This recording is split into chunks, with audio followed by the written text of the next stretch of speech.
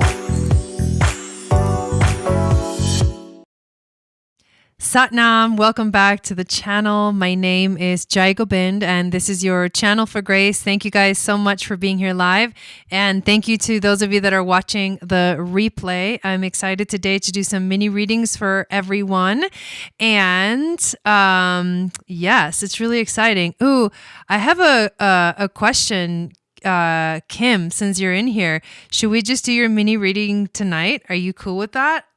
Because that'll be easier for me. I've been trying to it'll be a lot easier for me if that's cool with you.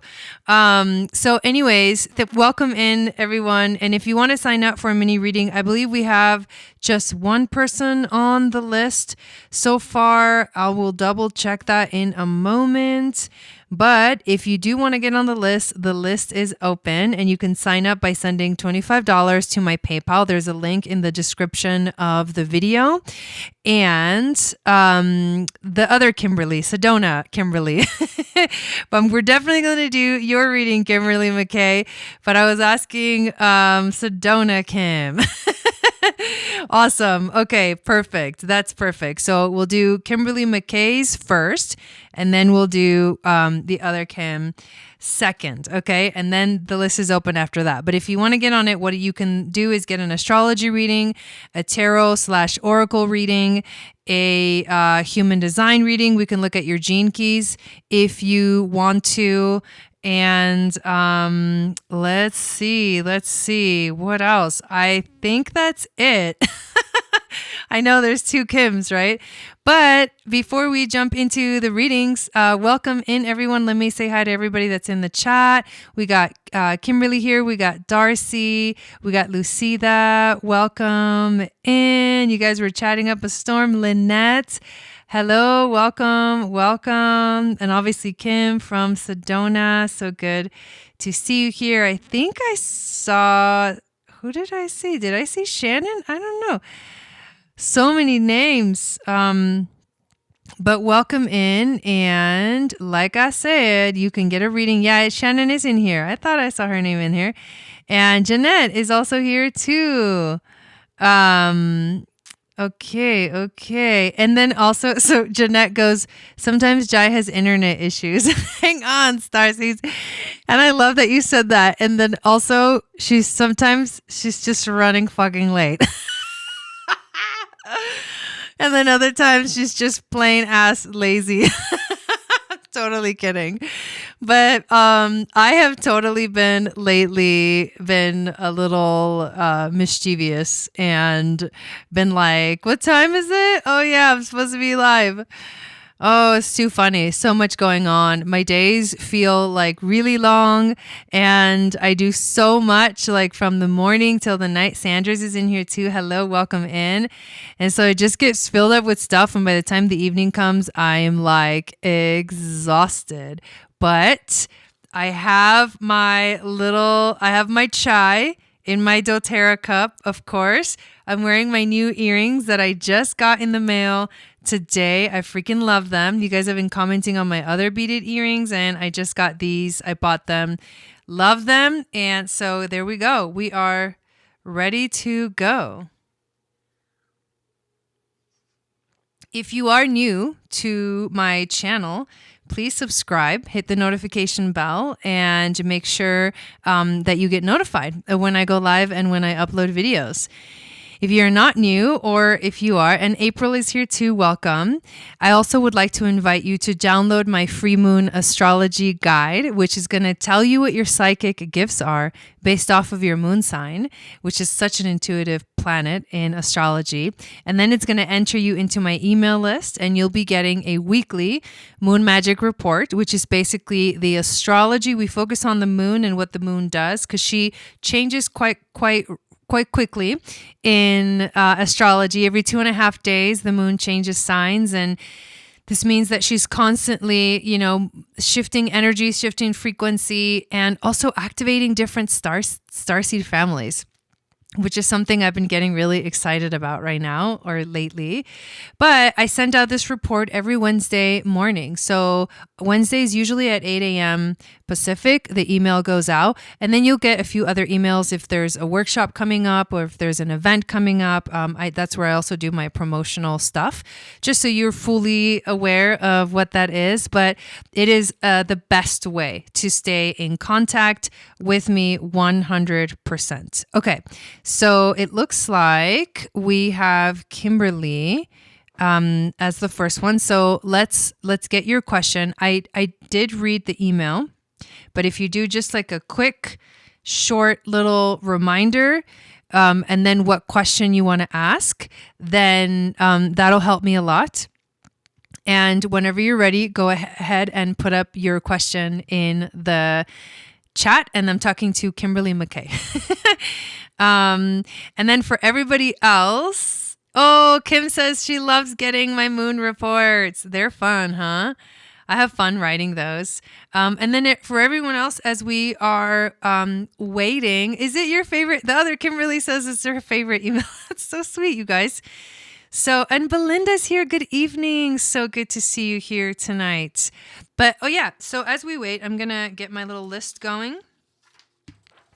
Procrastinator Jai is obviously 100% ready.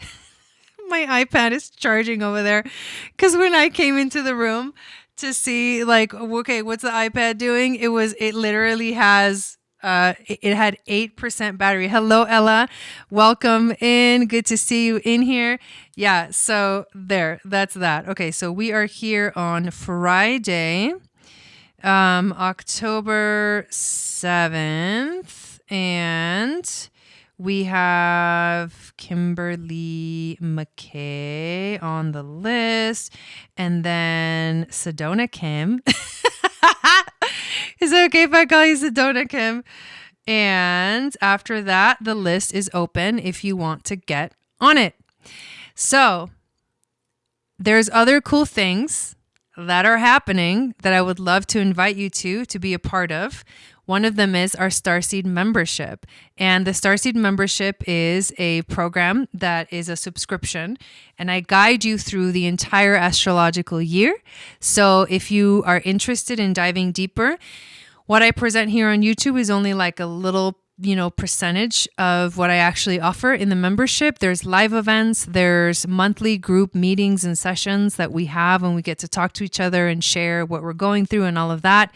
And so it's a really beautiful community that is building, and I am so excited for everyone that comes in that is new. So yeah, there we go. There's a lot more, but everything else that I have going on is usually always in the description of the video. There's links to everything, my website. You can get readings on my website and all that good stuff. And I'm actually getting ready to also begin doing a couple of new types of readings. One is related to human design. And the other one is it's Atlantean Astrology type of reading. So here we go. I learned today that I'm within 12 miles of a vortex. I think it might explain. Okay, that's right. See, yeah, that helps me remember what your email said. Thank you. I think it might explain a lot of it. So you choose what kind of reading might be best. Let's see.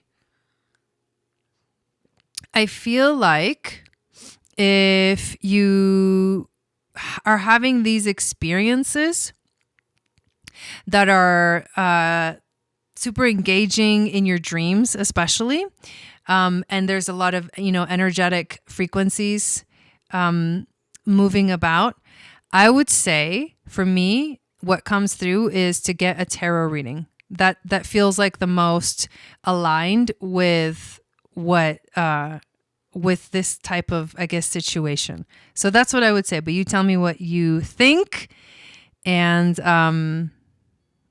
we'll go from there.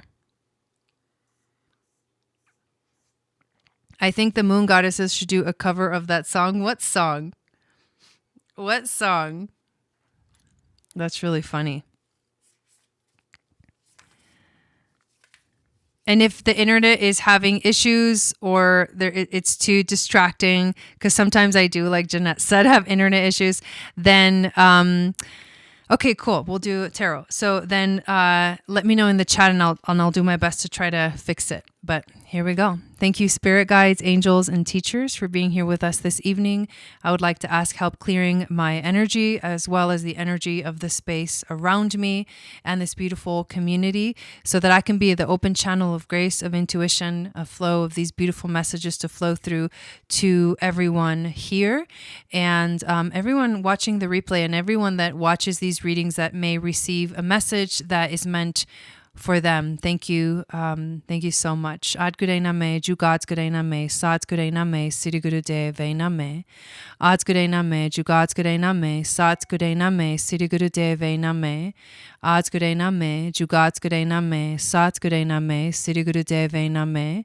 Ad's Gurei Name, Jugad's Gurei Name, Sad's Gurei Name, Siri Guru Deve Name. Satnam, Satnam, Satnam, Satnam, Satnam, Satnam.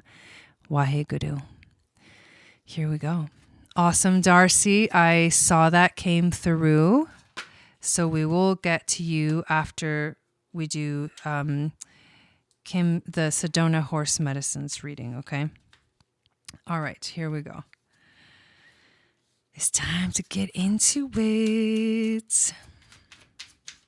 So let's see, what does Kimberly need to know right now?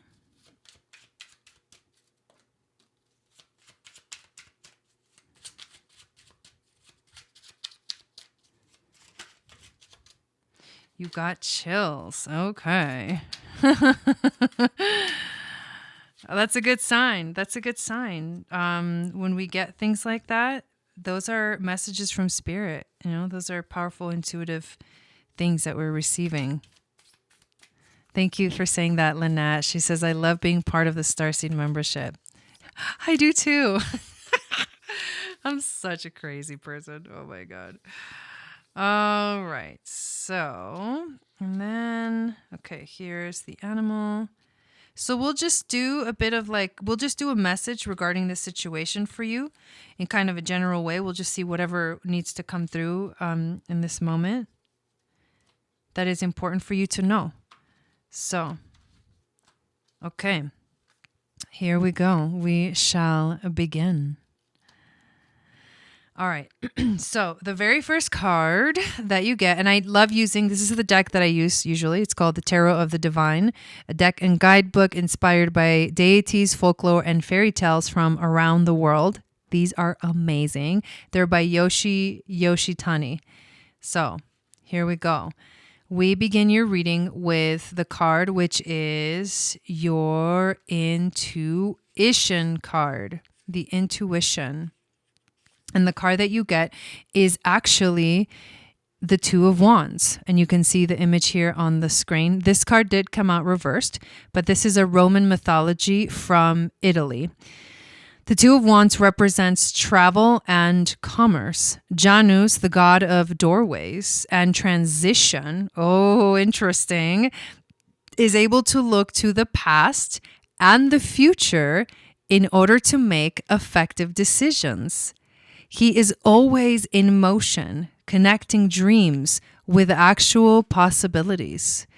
When this card is reversed, the energy that you can experience is indecision, doubt, fear of the unknown, and playing it safe. Sounds familiar?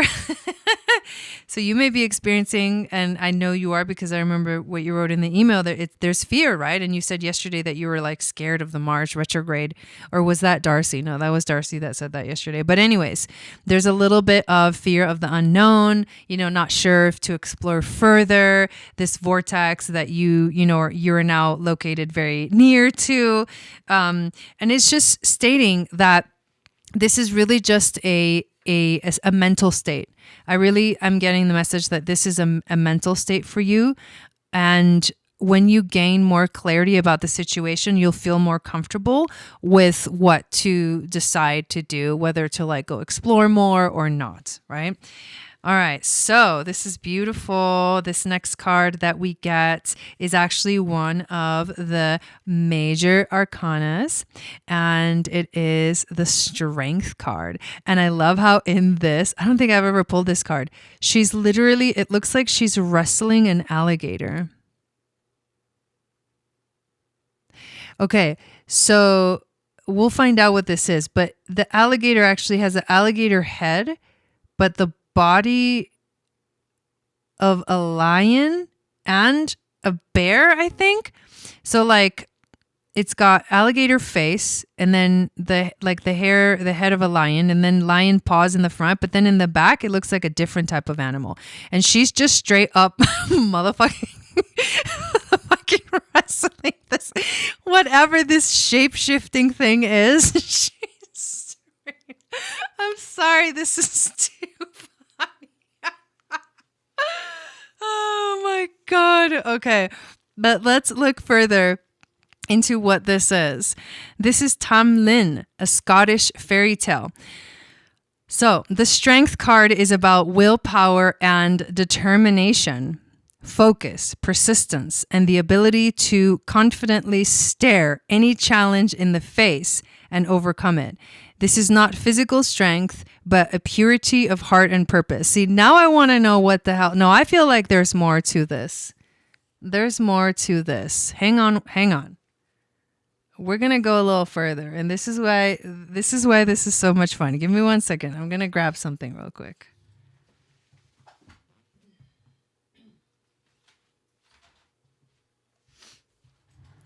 We're going to have a little fun with this one, Kimberly. Okay. So this tarot deck doesn't come with this book, but you can buy this book that actually has the fairy tales. So we are going to read what this Strength card is all about. It's story time with Jai. Okay, I'm going to go find it. Here we go. This is our story right here. The picture is bigger. It's a lot clearer there. Kind of wild. Pretty wild. Okay. Tam Lin. There once was a girl named Janet who used to take a shortcut through the woods of a deserted estate.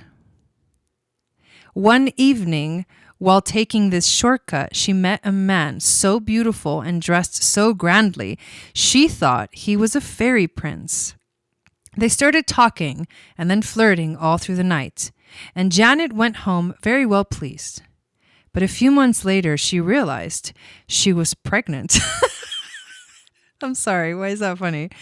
Her family told her she had only a couple of options: to get rid of the baby or to get married. Janet ignored this and went in search of the father of her child. Finding him in the same forest, Janet confronted him.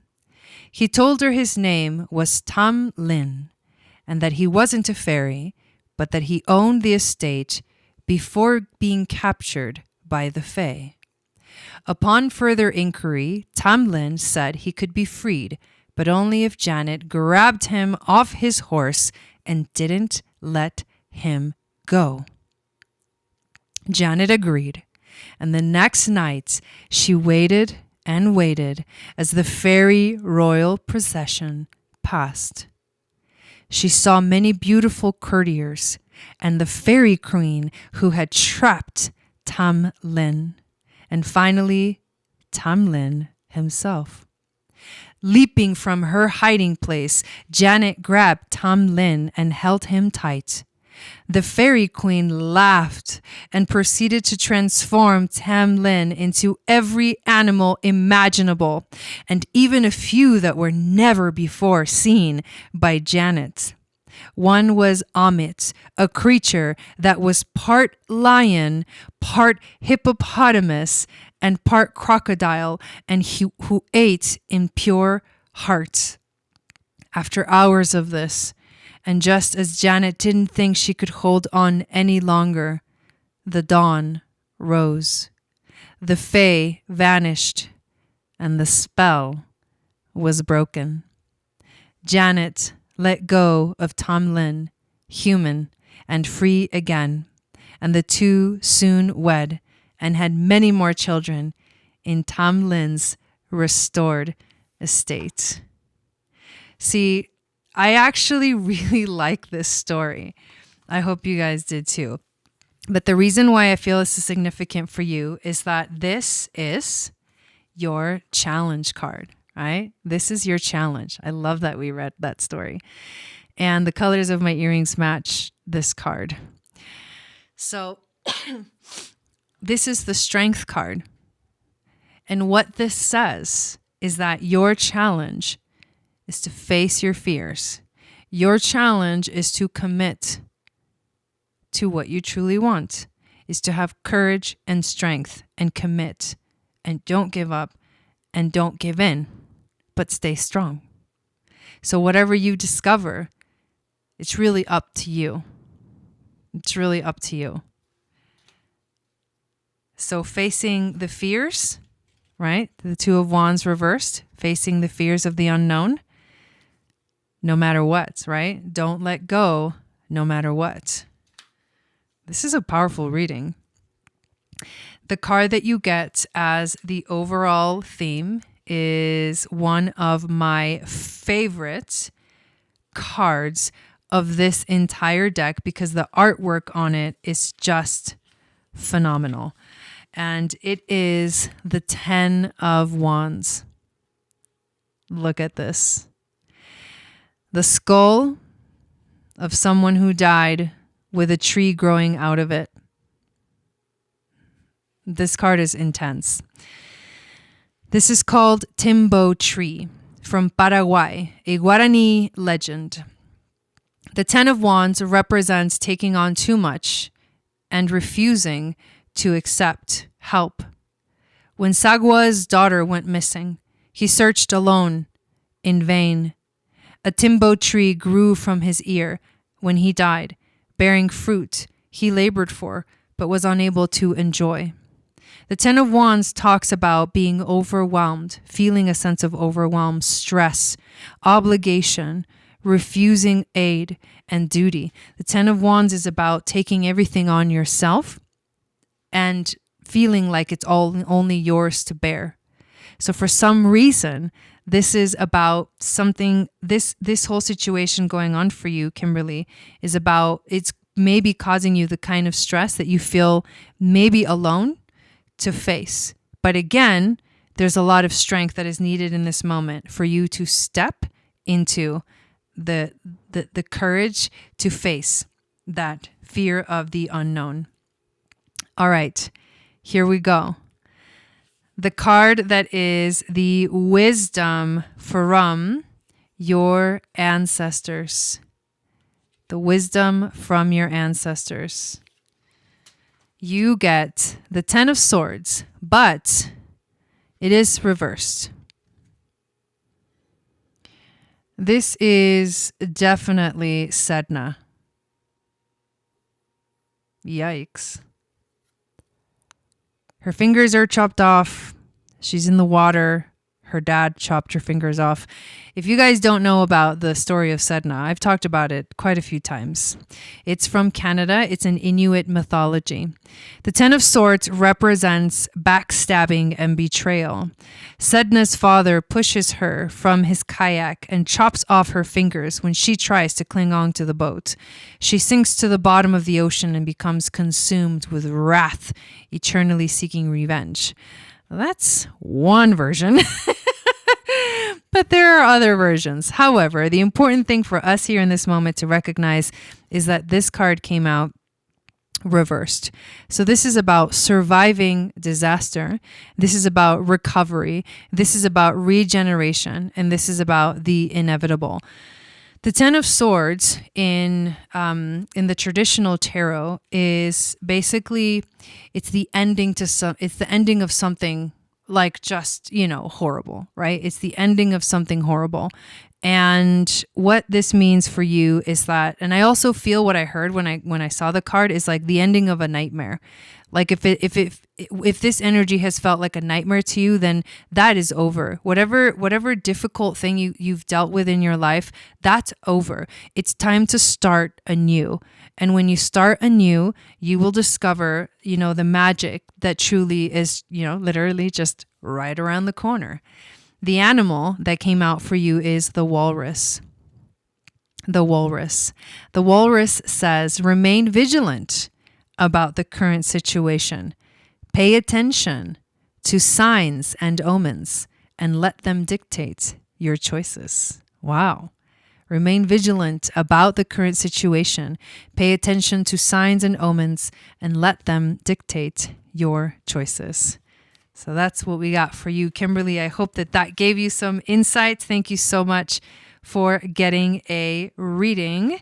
And now we are going to hop on over to an astrology reading. So I'm going to do a little switcheroo here of the screen. Grab the iPad and do a little screen share. And then we're going to hop right in.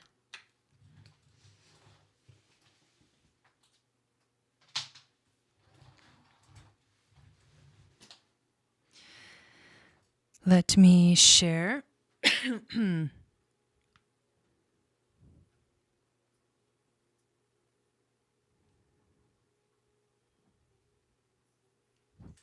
It's curious energy. I feel pulled to move here and was guided here. There you go. You got to keep listening to that intuition. It's something really important. Okay, Kim, Sedona, Kim, I get a code when my iPad is ready to get shared onto the screen. And this is the code that popped up on the screen. 4447. Okay. It's like a little wild. It's a little wild. So that's that. Dang. Okay. So here we go, I guess. Let me find your information real quick. Yep, 444. Okay.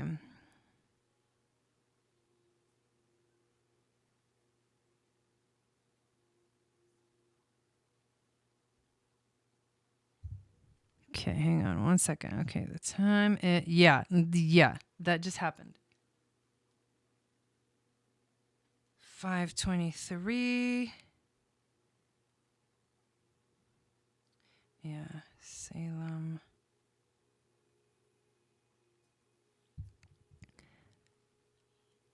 I know. I knew at first. I know. It's like, I'm like, wait, what on earth is happening right now? Okay, August 9th, 1969. Okay, here we go. Yes, that's right. I was looking at this yesterday. So, we are going to basically look at the Libra energy in your chart, because I know that was the question that that you had, and I'll answer your question, Darcy, in a second. Or someone wants to answer Darcy's question. So Kim's question is like this Libra energy that's going on this whole month, this whole season has been, she's wondering about what's the significance of it in her chart. The sun is in Libra, Venus is in Libra. We had a new moon in Libra. Obviously, we had that full moon in Aries on the opposite, or we're going to have it. Jesus. I was like, we had it. That's crazy. We're going to have it on Sunday. I'm getting so ahead of myself, you guys. Oh my God. So let's just take a look at what we got. Okay, first things first. The chart that I'm going to add is the progressions. So, oops, let's turn this like this real quick.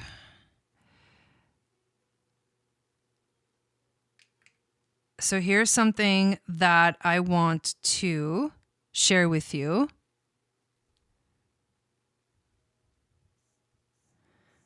The first thing I want to talk about, here it is. Okay, so here's the Libra energy, right? Libra starts in your 9th house. So we're talking about the 9th house and the 10th house. These are the frequencies that are affecting you during Libra season, that affect you every year during Libra season. Of course, this one's special because we're having the conjunction with the sun and Venus that's happening on October 22nd. So what we have here is that you have your natal Uranus in Libra and you have your natal Jupiter in Libra. So Jupiter magnifies the energy of Uranus. They're very close together. In fact, your Uranus is basically on the supergalactic center, which is it's connected to the Arcturian Starseed family. So, and I know that you have this Starseed family because you have 22 degrees of midheaven, and that's very close to a star called Spica, which is Arcturian, right? So the Arcturian energy is getting like highly activated during this time, and the Arcturian energy they're basically like the mathematicians and the scientists and the sacred geometry, like Hermetic alchemists of like ancient times that brought and taught the ancient Atlanteans how to build the initiatic paths, especially along the Nile, the temples of the Nile. The Arcturians played a big role. So did the Syrians, but the Arcturians are like connected to sacred geometry and like math and like all of that has to do with like how does the universe work and how and what is it, right? So you have big energy here with Jupiter. So what we're looking at here is your progressed chart. So this is what's interesting that I noticed in your progressed chart is that your progressed sun is in Libra right there. So technically this whole energy of this month feels so intense for you. Firstly, because your progressed sun is actually also in Libra. It's kind of crazy, but yes. So yeah, crazy. And then obviously you still have, Uranus and Jupiter in Libra in your progressed chart. Well, they don't move too far. But look at this. Your Jupiter is at 14 degrees. And this 14 degrees is just a couple of degrees away from the opposition of the full moon that we're having. So the full moon is going to be happening at, I believe it's 16 degrees. And so that's going to be in your 3rd house, right? And it's going to be on your Chiron and Eris energy. So that's heavy because that's like intense, deep, powerful healing of you speaking your truth, which is the 3rd house. So that Jupiter, your progressed Jupiter, is opposing that full moon that's happening on Sunday. So the moon opposing Jupiter just heightens the emotional sensitivity and heightens the emotional expression. So you may feel a lot of intense emotion during this time. And that's why it's because this full moon is basically opposing your progressed Jupiter. The other thing is that the full moon, the sun and Venus are actually going to be conjunct your progressed Jupiter. That's huge, because that means that's a lot of good luck. That means that the sun, well, Venus and Jupiter are the two benefics. And so the sun, Venus and Jupiter, and the sun and Jupiter, when they come together, it's a lot of amazing good luck. Amazing things happen. So this energy is in the 9th house of spiritual integration. And the integration is obviously the understanding of. It's integrating, like you already been through this energy of expressing. You've already been through the energy of experimenting. And now collectively, we're at this energy of integrating. We're integrating so that we can then transcend in the winter season and then get ready again for the spring, the rebirth, right? The expression once again. So this is powerful because Sun conjunct Jupiter is like it's one of the most powerful, transits that you can have for good luck, for abundance, for like starting business projects and things like that.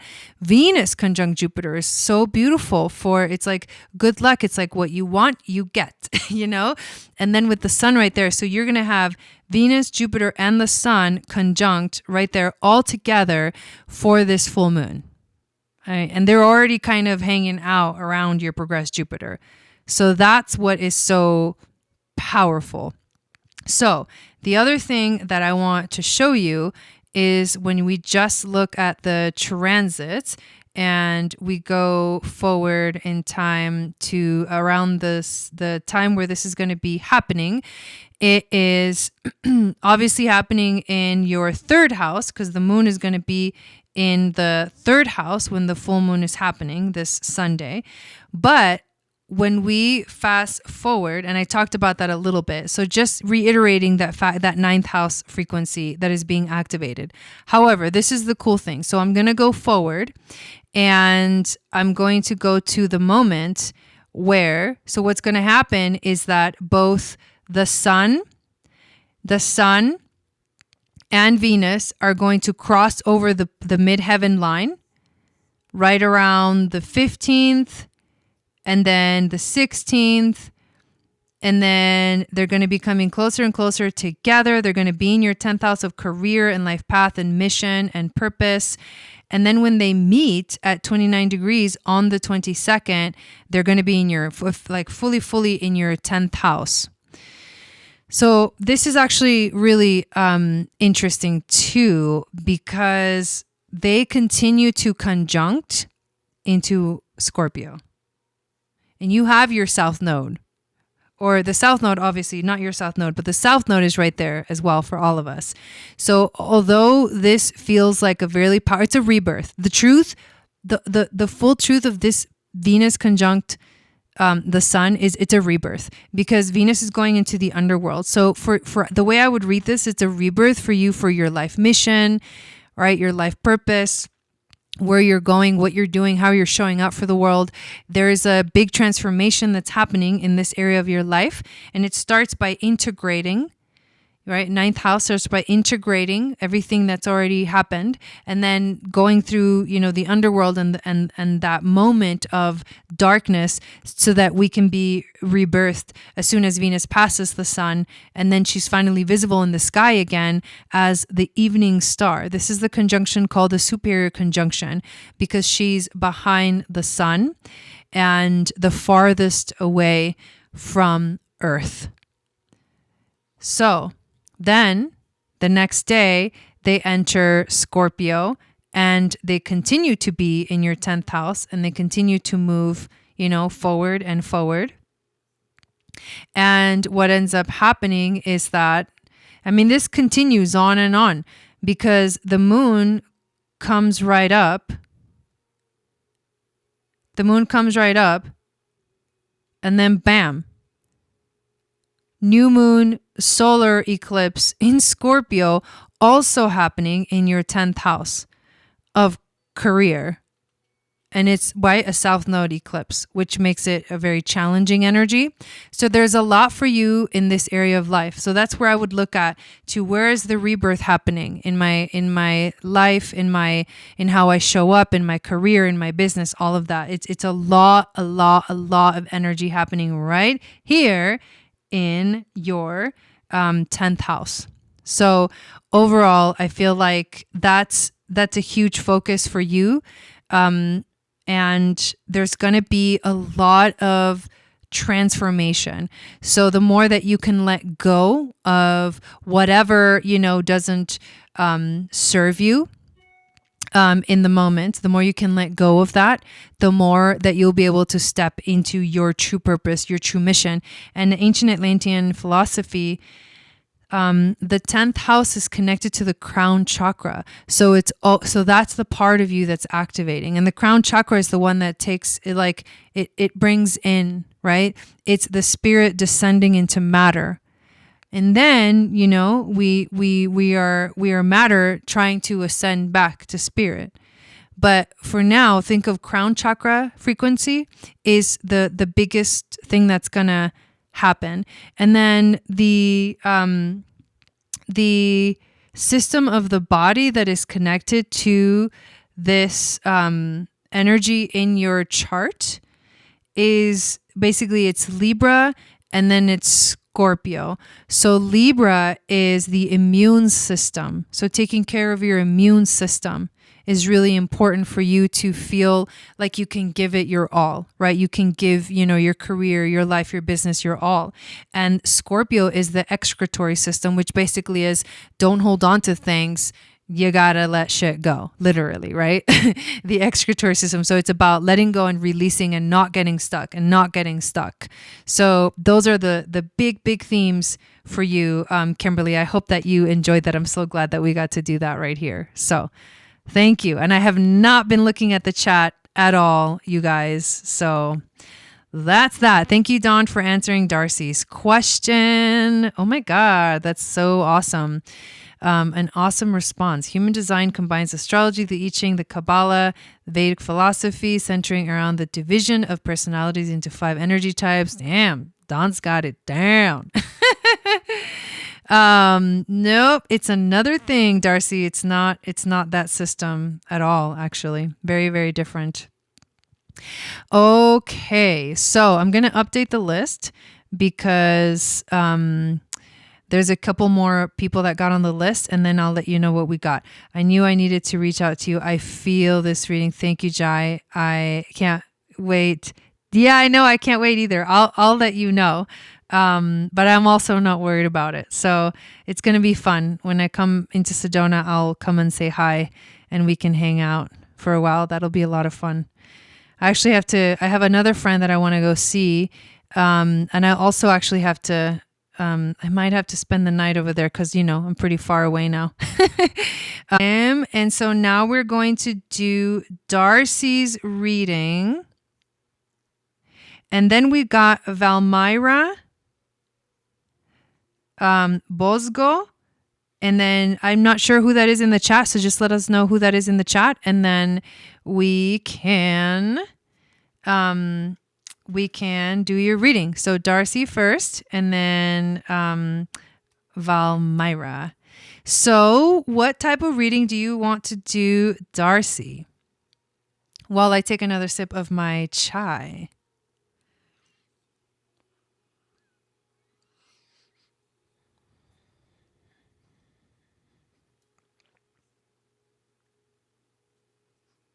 For those of you that are wanting to get a reading, you can do an astrology reading or human design. We can also look at your gene keys, or I can do tarot and oracle reading as well.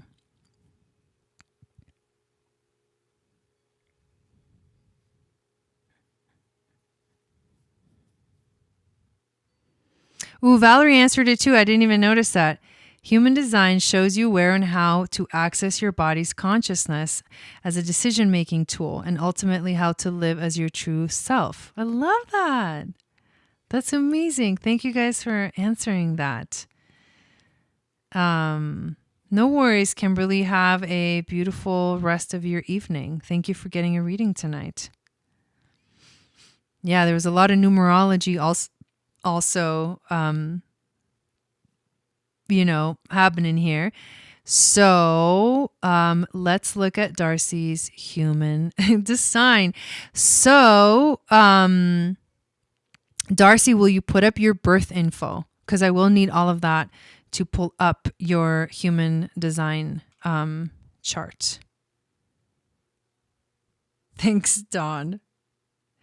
Okay, so we're going to go over here and...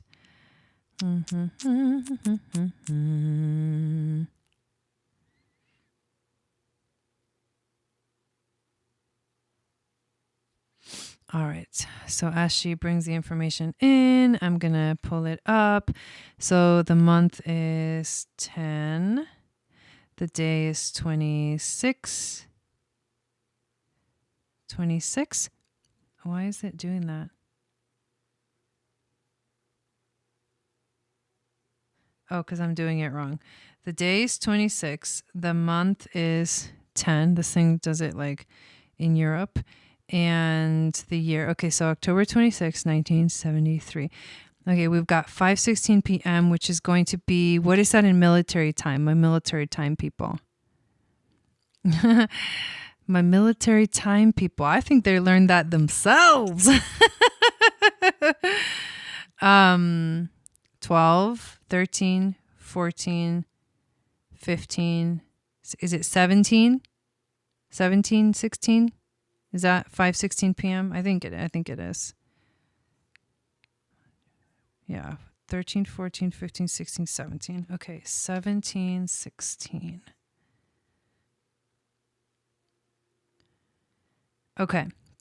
And then we got Albany. Oh, wait. Country first. Thank you, Shannon. Country first. I can't ever do it like automatically, in my head. I have to like count it out with my fingers. It's really crazy. And the city is Albany. So have you ever gotten a human design reading? I'm assuming no, obviously, because you were asking about it and you weren't really sure, but I just want to make sure. Thank you guys. Okay. So everything is correct. October 26, 1973, 17, 16. Okay. We're going to create the chart and let's take a look at what we have. Okay, so you are a 2-4 sacral generator. 2-4 sacral generator. So let's go over some of the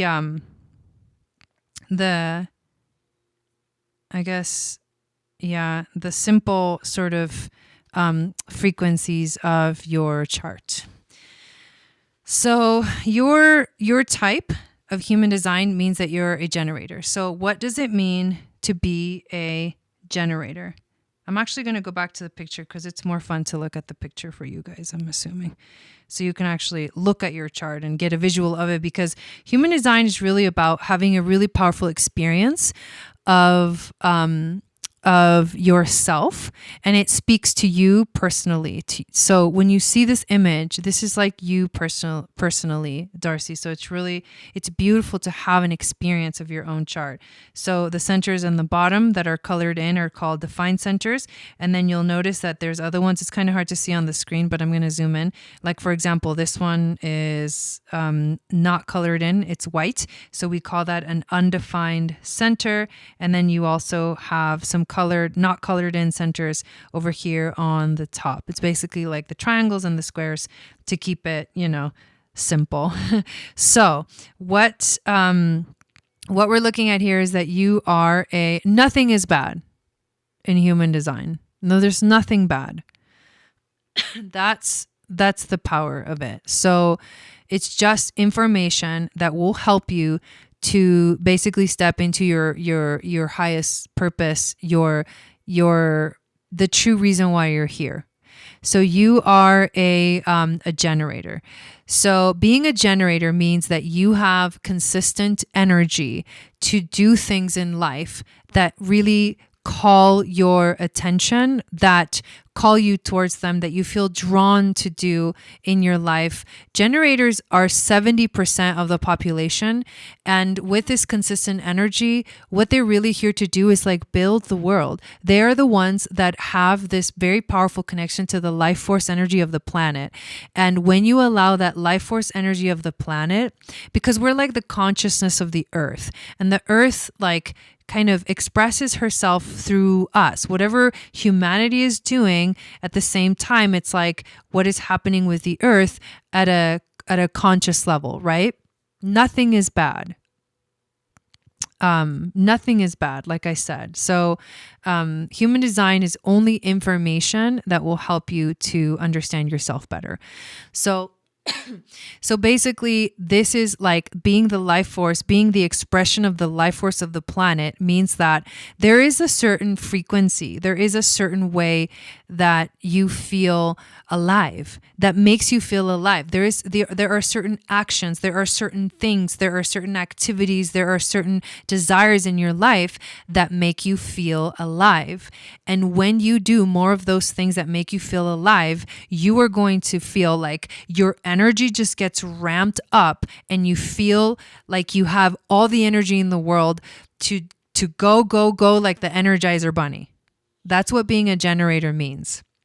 So it's really significant because you're also a sacral generator. It's really, really important. Your strongest sense of intuition, in fact, the only way that you should be making decisions is when your body tells you yes versus when your body tells you no. And if you're making decisions through your mind, especially because you have a completely open ajna and a completely open head center, when you get too much in your head, you'll just get lost in an abyss. You don't need to be doing that because the head and the mind and the thoughts for you specifically, maybe more so than other people, they're really going to take you away from what your true wisdom, it lies in answering your own questions and making important decisions in your life, which is in your sacral center. The sacral center speaks through sounds. So when you hear yourself say, yeah, like all those sounds that means yes. When you feel the full body fuck yes, that's a yes. When you feel that, I don't know, like you'll have a body and sound response before you start thinking of something. If you're able to catch yourself in that moment, that very initial moment before your mind takes over and starts to tell you, but to logic your way through the decision, like, but what about this? But what about that? But what if I do this? And what about that option? Like when you've gone beyond that initial boom, it's right there. You have gone beyond the answer. The answer is that simple. It's either a 100% fuck yes in your whole body or it's a no. And if you're doing things if you're forcing yourself to do things that are a no, that you know are a no, then you are going to not have the energy and you're going to always feel drained in your life. Drained of energy. It's like the opposite effect. You're supposed to feel like you have all this energy, but if you are saying yes to things that you're supposed to be saying no to and you know it, then what's going to happen is that you are going to have a very, very difficult time actually having the energy to do the things. You're going to feel drained and you're going to feel tired. It's going to have literally the opposite effect. So that's really, really important. To start practicing your human design means to start basically making decisions based only on your authority, which is sacral authority. That's what we call it. So what's going to happen in your life when you're saying yes to things that should be no? Yeah, it's black or white. When you're saying yes to things that should be no, you're going to start to feel a lot of frustration in your life. You're going to feel frustrated and things are just not going to flow right. They're just not going to go right. However, when you are saying yes to things you should be saying yes to, your aura as a generator, which is an enveloping aura, which you need to know. If you are a generator, you have an enveloping aura that you walk into the room and it takes over the room. And of course, without knowing it, it can be obviously in a way, in a sense, consciously or unconsciously misused, right? Or taken advantage, like any gift can be like taken advantage of, right? And so you might not realize that when you're in the presence of other people, that your energy just completely encompasses them. And for some people, that might be too much. So you don't necessarily have to stop being yourself, but you need to be okay when people go, I need some time. Like I feel overwhelmed, like I need space, and so people will just naturally come and go. But the thing about your aura is that it's always calling in the things that are, the things that are going to be yeses, because your strategy in life is to respond. You need to respond to life. If you try to initiate things, if you try to start things and initiate them, it's not going to go good. It's not going to go good. But if that beginning or that initiation is a response to something that came to you, that you felt that 100% yes, and so now you're going into that activity or that project or that whatever, then that's going to be in the right alignment. But if you're like forcing things to happen and to start and to get going, it's not going to go good, because you didn't originally respond to that. You tried to make it to force it to happen, and it probably maybe wasn't the right thing for you, right? So those are things that are really, really important to keep in mind. You are also a 2-4 in your profile. And so being a 2-4, it's called the hermit opportunist. In the gene keys, it's called the dancer, and I can't remember where the 4 is. The dancer, and I'm going to find it because it drives me crazy not to have the information. So let's go to the lines real quick. The 1 is in gene keys. The 1 is the creator. The 2 is the dancer. The 3 is the changer. I should know this because I'm a 2-4 too, but so many things in your mind, you can't remember all of them by heart.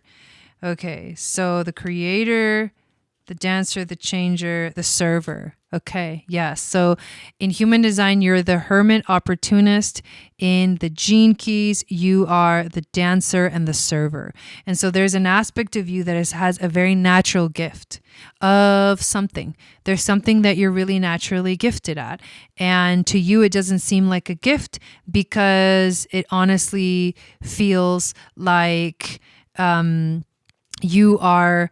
that it's so easy for you that it's not really a gift. But when other people see you, they actually see something like you're gifted at something, right?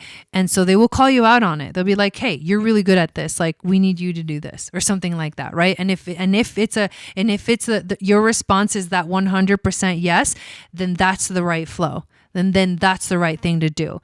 So that's how to understand yourself. Now, the 4 in your profile is about waiting basically for the right opportunity to come around, right? So it's about not forcing things, but waiting for the right opportunity to come around in your life. And the 4 is connected to community. So community and groups and working with people and it's like a social energy. You have the power to really be out there in the world and working with people, but you also need your time to retreat and be by yourself because you have that hermit, right? That hermit energy. So it's like you're kind of hermiting, and then every once in a while you come out because the right opportunity comes and you respond to it and it feels like a 100% yes. And then you're out there in the world and you're serving others and you're in community and you're taking advantage of these beautiful opportunities to share your gift with the world. So that's the power of being a 2-4. And you have a right angle cross, which means that you are somebody in this lifetime that is here to create your own karma, create your own path, create your own story. For a lot of people that I feel right angle energy, they have dealt with karma, kind of like in a in a past life and in this lifetime, it's like they have that clean slate and they're starting over, or not necessarily that you are not dealing with any karma at all, but that you will deal with karma as you go through life, because you're creating your own karma as you go. Whereas it's like those books that choose your own adventure books. It's kind of like that. But if you are a left angle cross, then you are someone who is literally here on earth to heal from past karma. Like you have to, like you don't have a choice, right? You're not starting a new path. You're finishing what you left off. So that's the difference. So you have the right angle, which means that you're like, it's an adventure. Like life is an adventure and you're just like going, and you get to create your own karma, except obviously depending on what your actions are, your actions will determine the karma that you have to deal with in the future. So that is Human Design mini reading. Darcy, I hope that you enjoyed that it was really insightful for you. That was really fun for me to do. Okay, so next we have Valmyra. Who's Valmyra in the chat? Or if you're not in the chat yet, let us know if you are here, and we will get your reading going.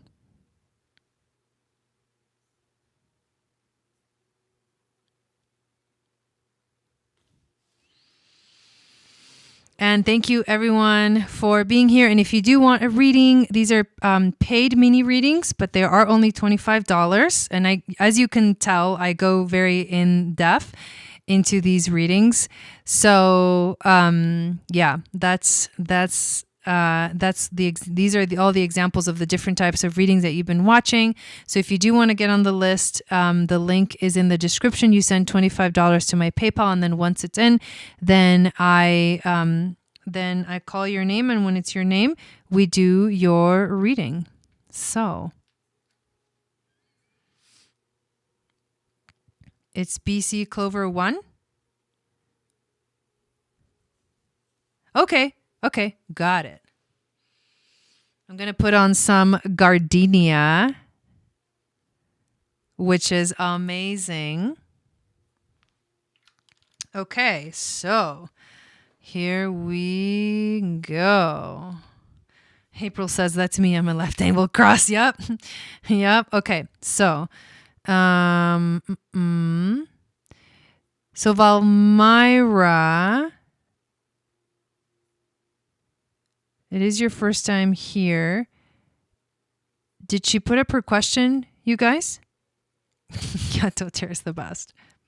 We got gardenia at the convention. It was like only available in the convention kit if you were there in person. So being there in person is fucking worth it, because they don't sell this one on their website. I didn't see if she put up a question. Oh, okay. I think I see her questions. Okay, so can you do a love and tarot reading for me and my guy friend?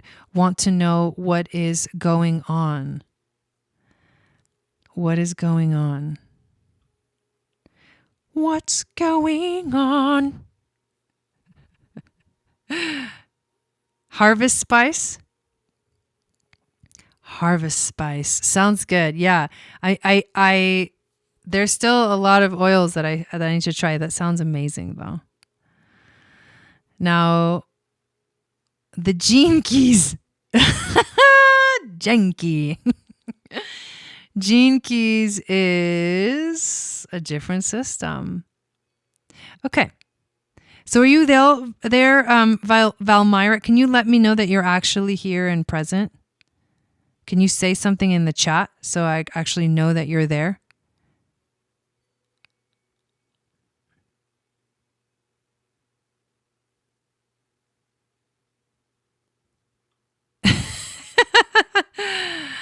Yeah, that was really funny. That was really, really funny. Oh, thanks. Yeah, I've actually seen someone else say it like that. I write it like that before. It was really freaking funny. Okay, we're getting crickets from Valmyra.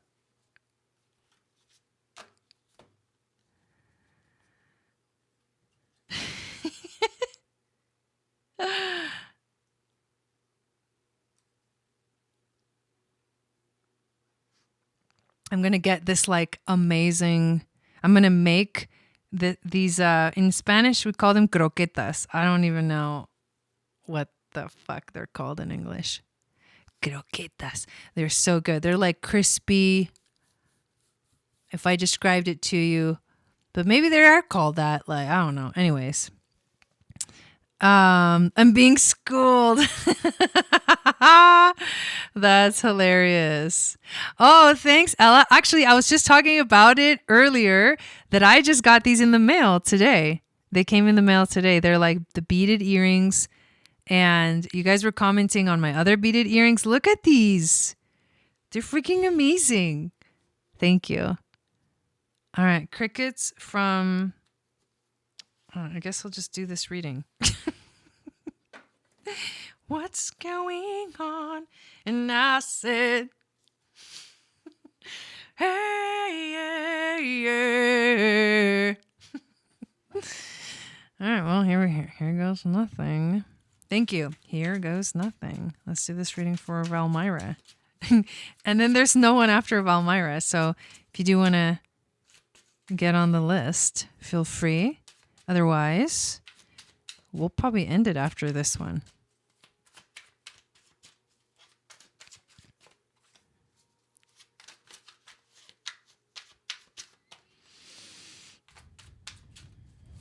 My internet was glitching there for a second. Okay, what does Valmyra need to know about this relationship? I am here. Yay! Okay, awesome. Okay, stay here because I might have to ask you questions, okay? Make what happen, Darcy? What does Valmyra need to know about this relationship? What's going on? And I said, hey, yeah, yeah, yeah.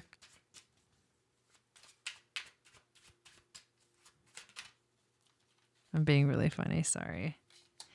Overall theme, okay, got it. And wisdom from the ancestors. And an animal spirit for you. Yeah, it must be the chat is delayed or something. Just a love tarot from me and my guy friend would be nice. We are a bit in silence. In a silence treatment. Silence! Silence! Sorry. Okay. Jai can also be very obnoxious. Don't forget, I'm a crazy Gemini. A crazy Gemini. So, what we got going on for Valmyra over here? Let's check it out. Check it out. Check it out. Why is that card hiding from me? That's really funny. It's a really beautiful card. I'll show it to you in a second, but I like to pull it up before. This is a card of, hang on, my Wi-Fi. My Wi-Fi was glitching there for a second. So this is a card of healing. It's peaceful, right? The energy of this card is peaceful. So this is Bodhisattva. Avalokiteshvara. Avalokiteshvara. It's from India. It's Buddhist Bodhisattva. Temperance is about balance and meditation. It is being mutable, recognizing when to change with the times and when to change the situation itself. The Bodhisattva identities are fluid, but their goodwill remains constant. This is a message of moderation, harmony, purpose, good influence, and reconciliation.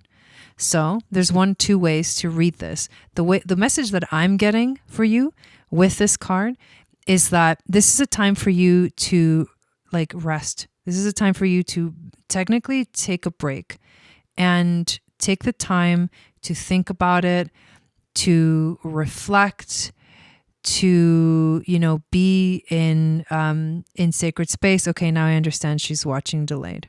It's okay. She'll get to it eventually.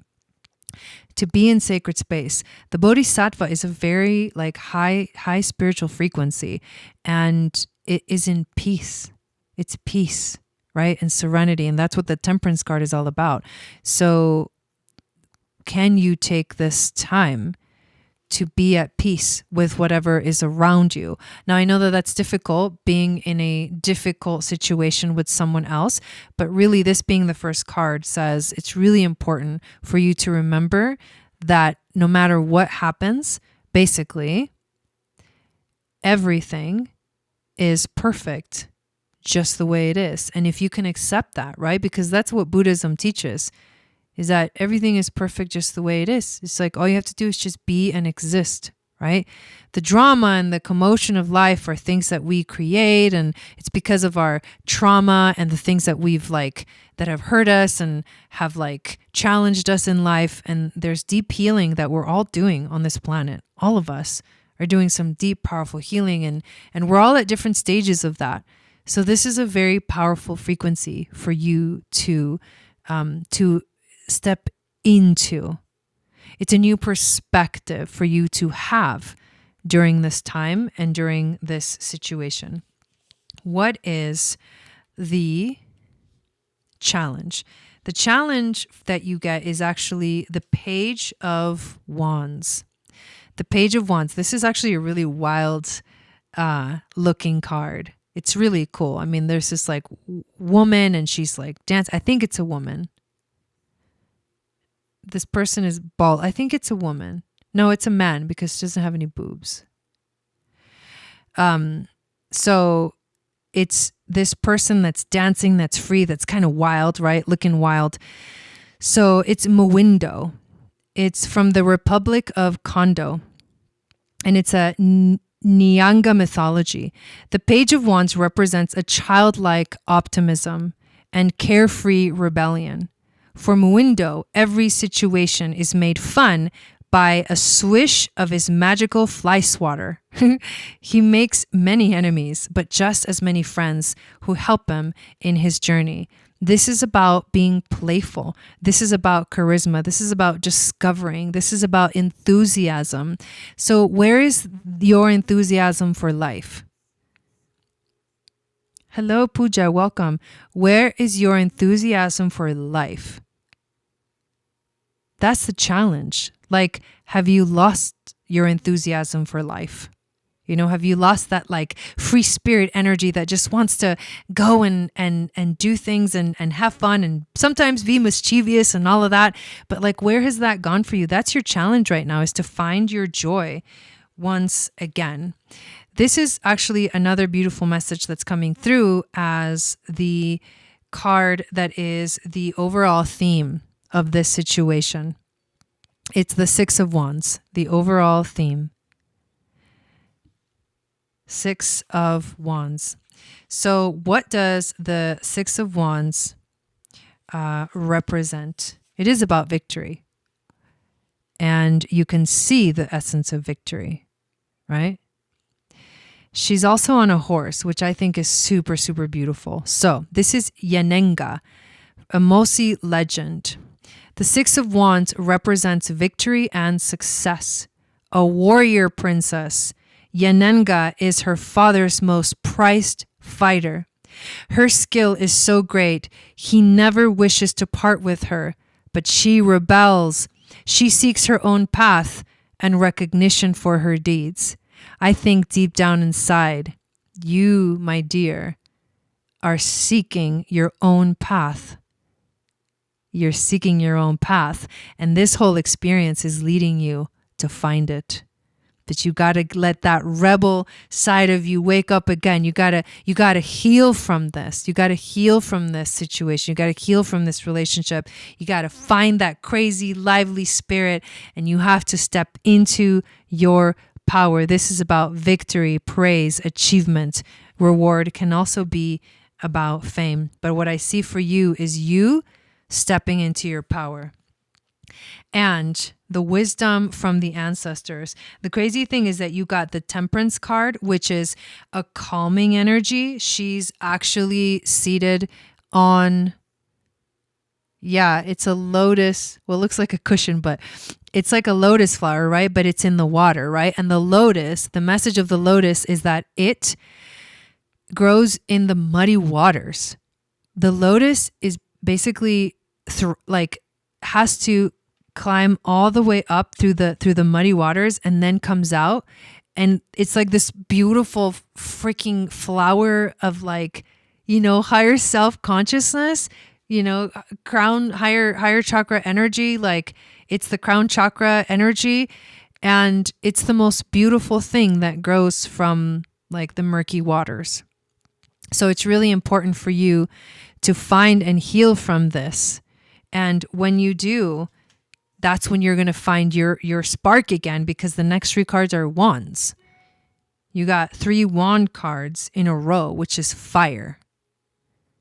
So your fire is wanting to get lit. Your power is coming online, but you got to heal from this first. That's the very first thing. So what's going to happen if you step into healing, if you step into your power, is the Ace of Wands, the magic paintbrush, a Chinese folktale. The Ace of Wands represents inspiration, a sudden creative force. The magic paintbrush embodies these qualities with passion and daring. The magical moment right before the ink hits the paper, and all dreams and possibilities are within reach. This is excitement. This is creativity. This is a spark, growth, and new beginnings. A new beginning awaits you. A new beginning awaits you. The Blue Heron. Make a stand for what you believe in and do what feels right in spite of any judgment or disapproval from others. Make a stand for what you believe in and do what feels right in spite of any judgment or disapproval from others.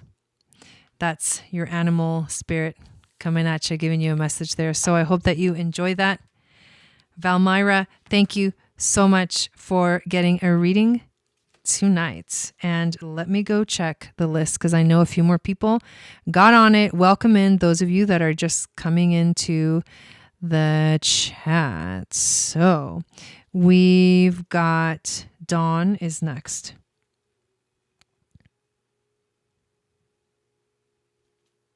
And then after that, it's Your Biz Solution. So whoever that is in the chat. Who's Your Biz Solutions? Yeah, we're going to do Dawn right now, and then we're going to do Your Biz. Your Biz. And yeah, and there's room to do another one.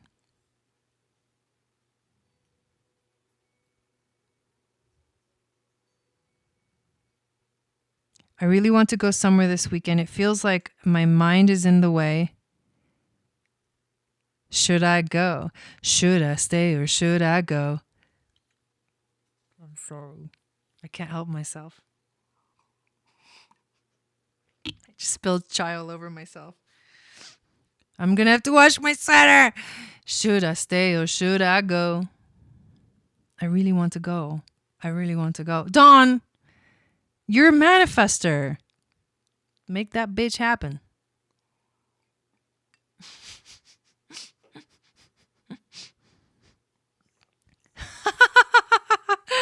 And that's what happens with my readings, Valmyra.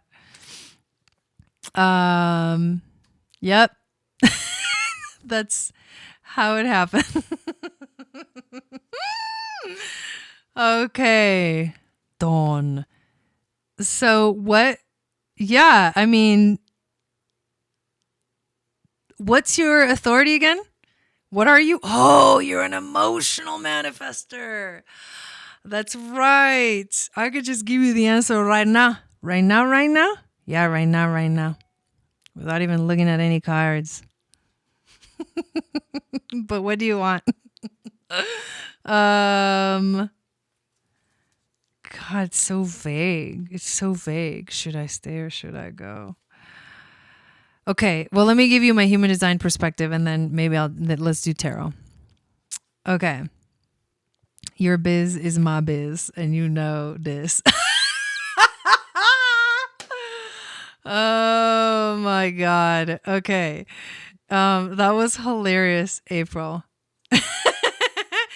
Well, no, you're an emotional manifester, which means you can't do shit until you come back to neutral. You got to come back to neutral. It's your emotions that guide you. It's actually a really powerful authority to have. Emotional authority. You're going, like, what is next Friday? Yes. Yes. What is every Friday? Everybody in the club get tipsy. I'm sorry. Every Friday, I do mini readings at 6 p.m. Pacific, 9 p.m. Eastern. Okay. So you got to go through the wave. What does your emotions tell you, right? Instead of the mind. I'll do a card reading, but what do your emotions tell you? Not your mind.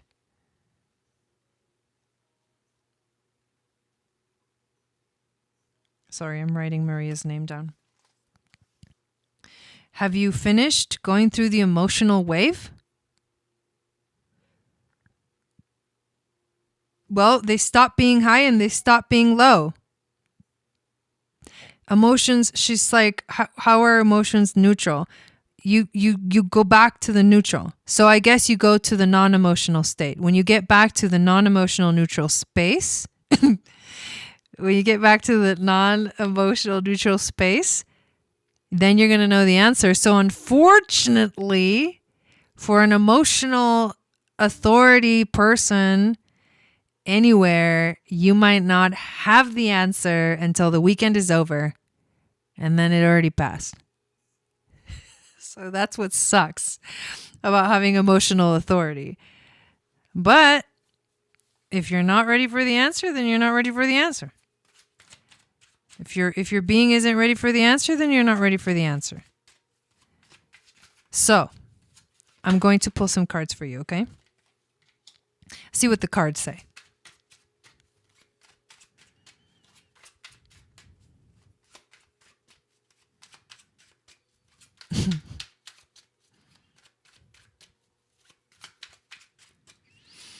Okay, here we go.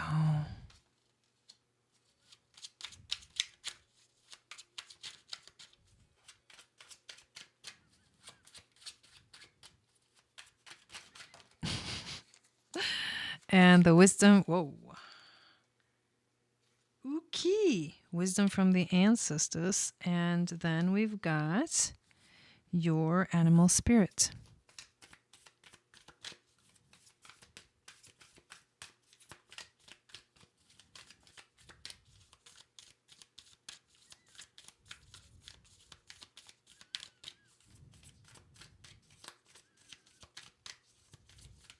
Some people do, Kim.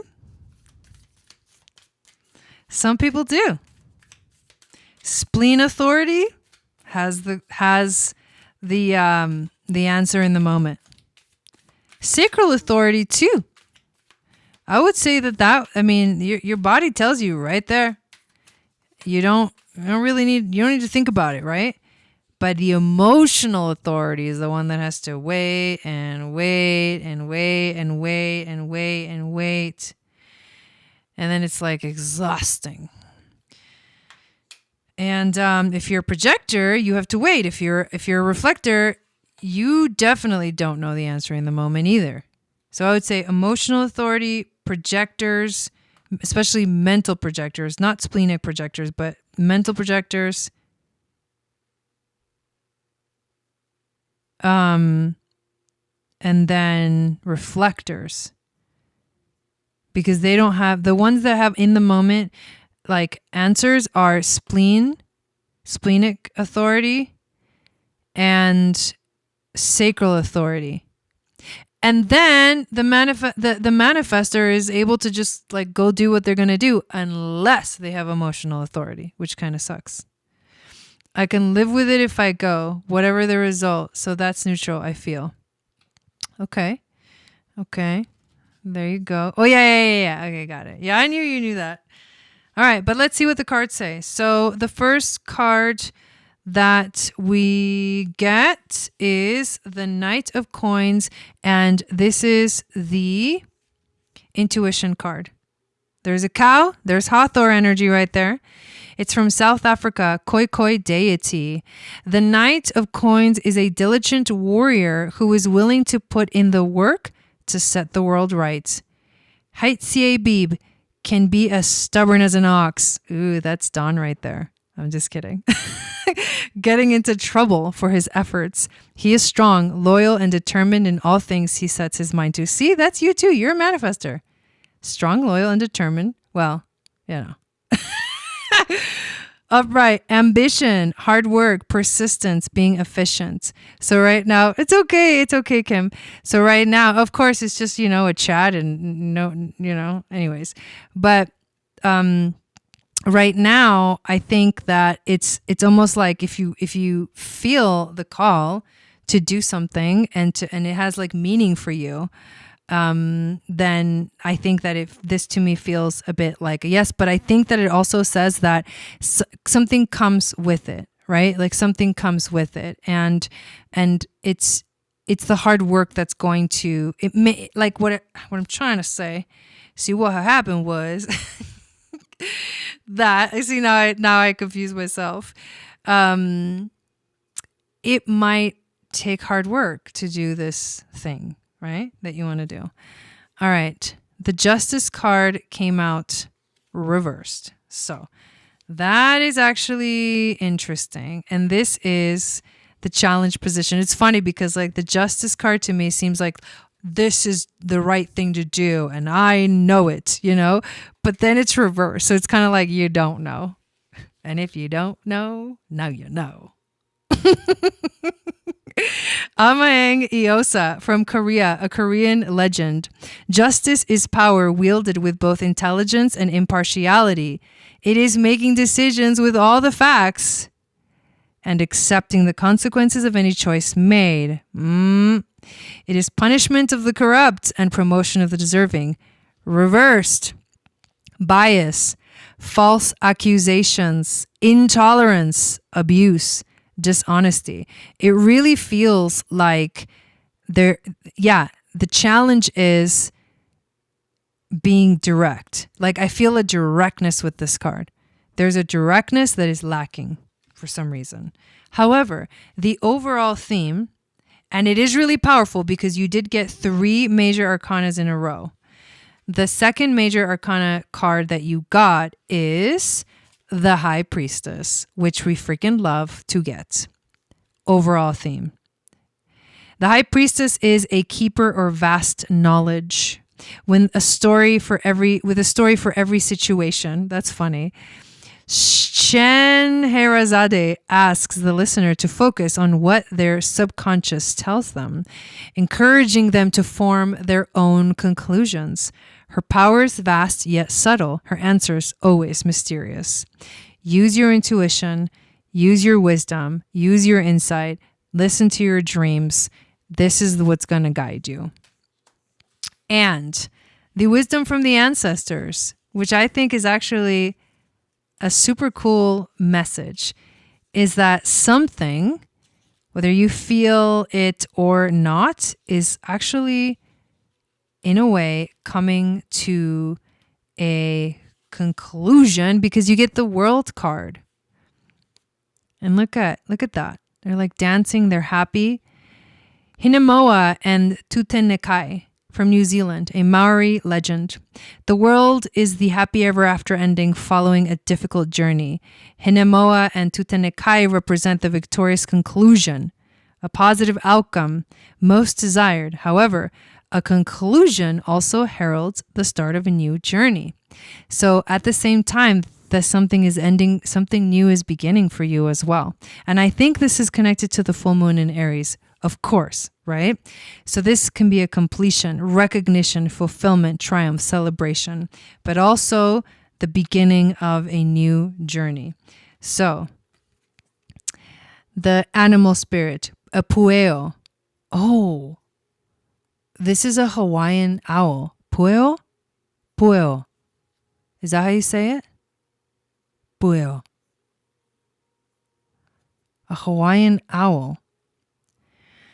Your ancestral spirit guides are offering you guidance now, so pay close attention to signs and omens from them. Your ancestral spirit guides are offering you guidance now, so pay close attention to signs and omens from them. There you go. Pay attention. The answer is coming through. Asking you to pay attention. Use your intuition. Go into the subtle realm. That's how the answer will come. I love it. All right, awesome. Thanks, Dawn. So, who do we have next? Who is your biz again? Is that you, April? Hello, Jacqueline. I didn't say hi when you came in, so hello, welcome in. So let me check PayPal again, and I'm going to say that the list is closed. And we're done after Maria. So no more readings after Maria. And thank you for the gift, Maria. I just noticed. Thank you. I appreciate that. That's really sweet. So we got, I think, was that you? Yeah, I think it is your biz. And then after that, we got Maria, and then we're done for the evening.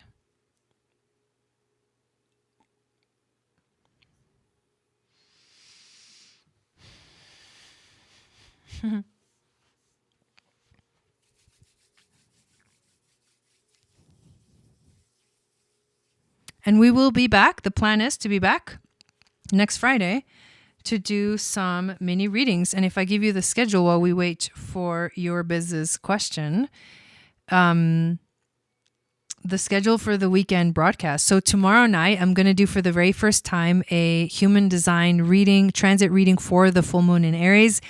I'm going to sit down tomorrow and kind of look at the chart and see what calls out to me, what jumps out at me. And then I'll bring that information to you and we'll see how it goes. This may be something that I start doing along with, okay, so what is your question, April? Along with the astrology reading, but with every new and full moon, I might be doing a separate video for the human design transit reading because they are different in a way. And yeah, I think it's going to be really fun, but we're going to do it for the first time tomorrow. So make sure to come to that 6 p.m. Pacific, I believe 6 p.m. Pacific, 9 p.m. Eastern, give and take a little bit. And then on Sunday evening, we are going to do our full moon in Aries ceremony. And then next week, we're back to our regular schedule. We are actually having a group support Zoom meeting for the Starseed membership. So if you want to come and hang out with us for that, then join the Starseed membership. Remember that I can't even believe this, but we've got, let's see, this week is almost, it's not over, but it's almost over. We got the weekend and then we have next week and the week after that. And that's when freaking Scorpio season starts. It's going to go by so fast. So I'll need your birth information so we can pull up your Gene Keys profile. Oh, so amazing. Thank you for your time. Yeah, you're welcome. Okay. Let me reshare this. And set this up again.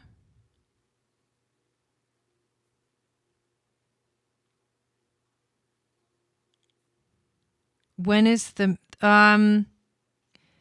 13th at 6 p.m. Thursday the 13th at 6 p.m. Pacific.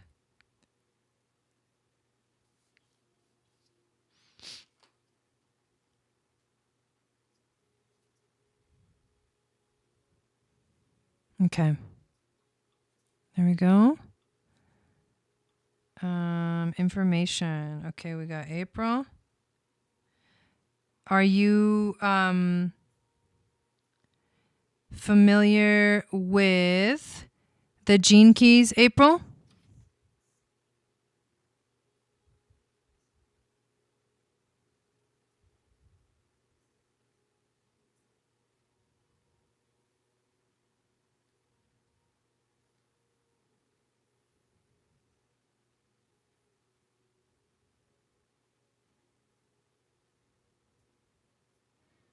Okay, birth city, Murray.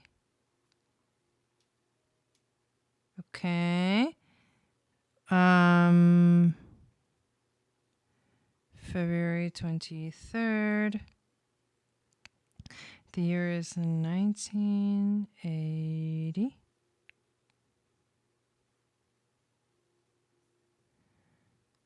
$11:58 a.m.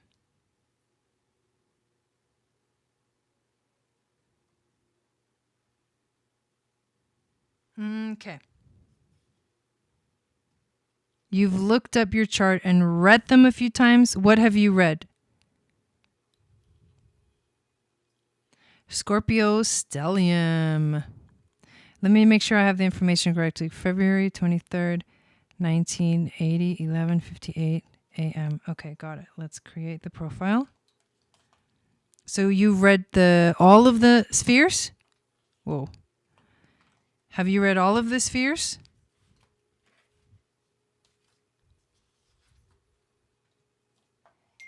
I'm wondering how the incarnation cross translates to gene keys. Okay. So the incarnation cross in the gene keys is found in your activation sequence. The activation sequence is all the green squares. So, oh wow, the 55th gene key. That's amazing. Well, those are the ones that are connected to your incarnation cross. So you'll see it's the same numbers. So you are a 5-1. That makes sense. Okay. So what's your human design type?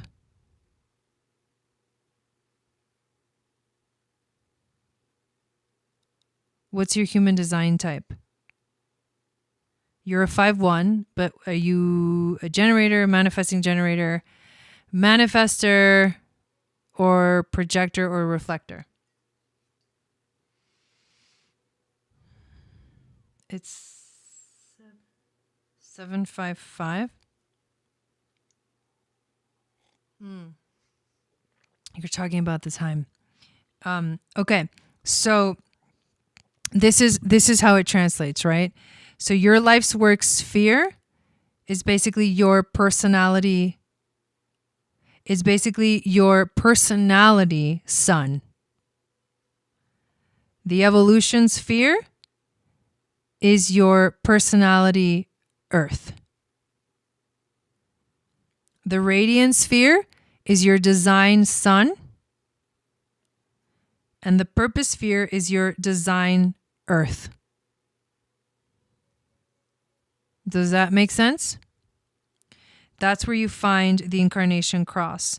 So basically, you have these powerful numbers, these powerful gene keys that are, you have the 55, the 59, the 9, and the 16. So these are programming partners, right? So that's the potent frequencies that they are opposing each other in the chart.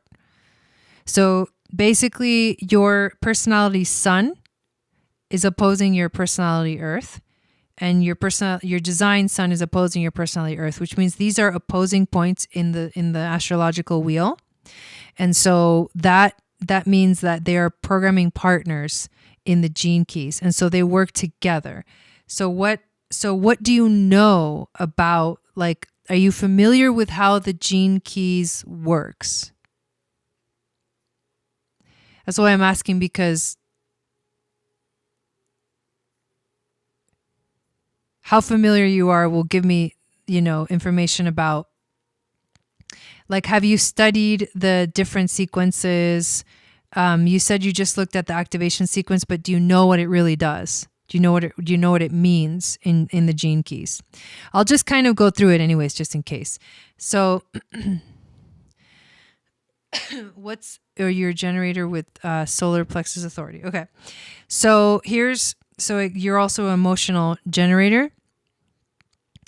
And so you also have to wait to pass the wave. Okay. All right, here we go. So your life's work is basically what you're here to do. It's what you're here to actually do in the sense of putting in action, putting in work, for putting in drive, motivation. Like, this is what you're here to do. This takes action, right? This takes action. It's something that tells you are going to basically feel really good when you're actually doing this. And what is the doing of this? It's moving from the shadow of your life's work to the gift of your life's work. Plus the 55. Can someone go check this? Is this one of the 7 sacred seals? I think it is. So what happens is that we get stuck in our shadows, right? So the shadows of the first 2 gene keys for you are victimization and dishonesty. So when you heal, and also I will say this, that we can get really defensive about this shit. Like, we just went through a level 2 of Moon Goddess training, and we went through the Venus sequence, which is the red spheres, and it's no fucking joke. Like, this shit is triggering. It triggers us because we know that, like, we have the potential to be something beautiful and great, but we get stuck in our shadows. Every aspect of our gene keys has a shadow, has a gift, and has a divine gift, which is called the city. So if you get just triggered by all the shadow and you get all resistant and defensive about it, you're not going to heal, right?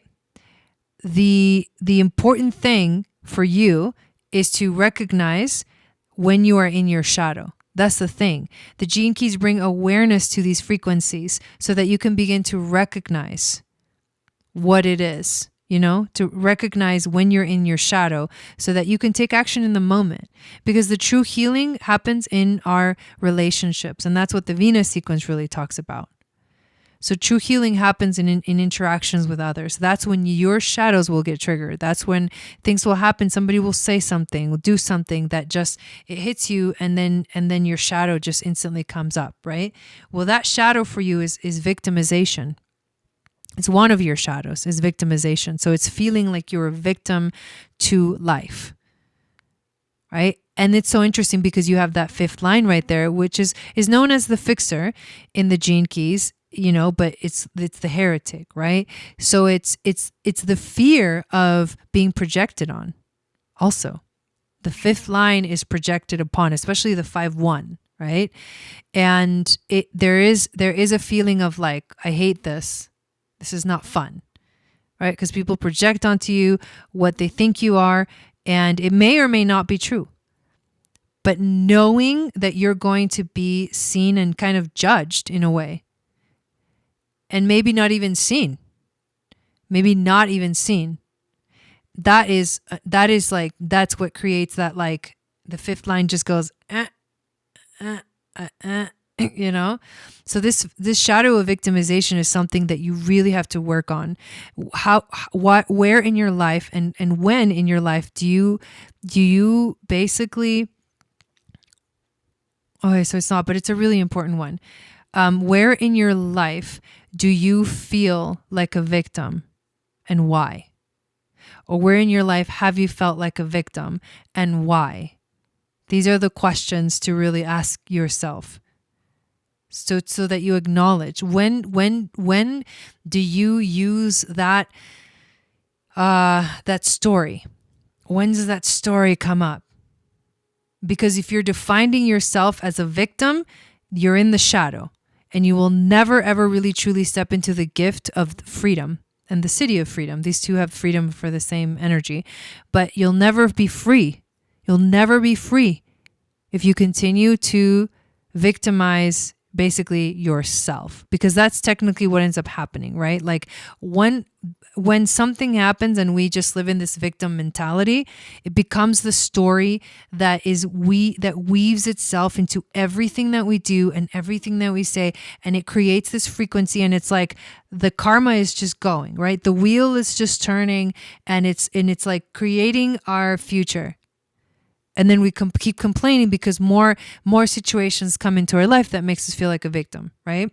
So that's a huge part of your life's work, is to free yourself, to truly free yourself. But it's in the mind, right? The shadows more often than not are in our heads, or they're emotional triggers. the thing that's going to help you change the most in your life, evolve, maybe trigger you a lot, is this shadow of dishonesty. When people are dishonest with you and when you're dishonest with yourself. And a lot of that with being a generator, this has to do with you not listening to your inner compass, to not waiting for that wave to finish so you can get the clarity. Coming back to the clarity is what is powerful, right? I'm good with that. Can you explain the pearl? The pearl sphere? Well, the thing is that the whole pearl sequence itself, the pearl energy has to do with Jupiter. So the pearl frequency and the pearl, not the activation sequence, but the pearl sequence has to do with prosperity, and it has to do with Jupiter placements. So anyways, but let me finish going through this, and then I'll kind of explain the frequency of the pearl sequence altogether. So, and I'll say something else about the gene keys too that is really significant. So the evolution for you happens through that shadow of dishonesty, right? That when you learn to be truly honest with yourself and others, that's when you step into true intimacy. And then transparency arrives, because it's like honesty is the best policy. Right? The truth is always the most amazing thing.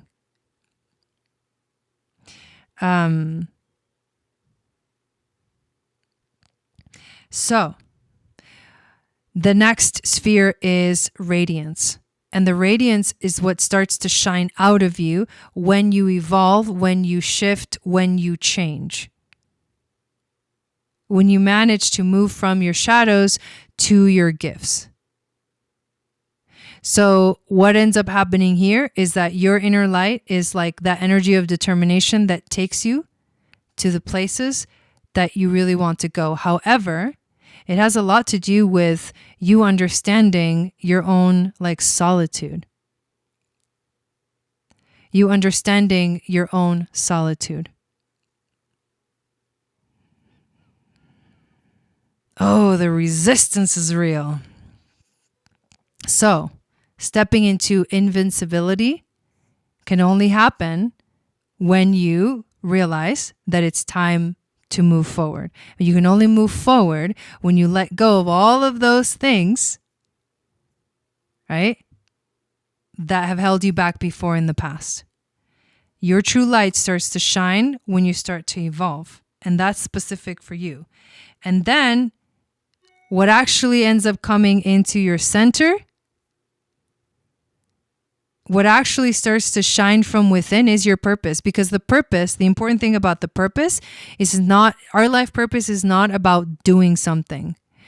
We think that our life purpose is about what we do, but it's not. Our life's work is about what we do, but our life's purpose is about who we are, like who we be. And what happens in this shadow for you is indifference. Is that you just become indifferent to things, right?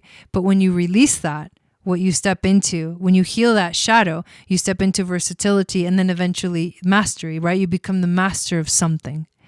So there is a sequence to the gene keys that is very, very important to know, okay?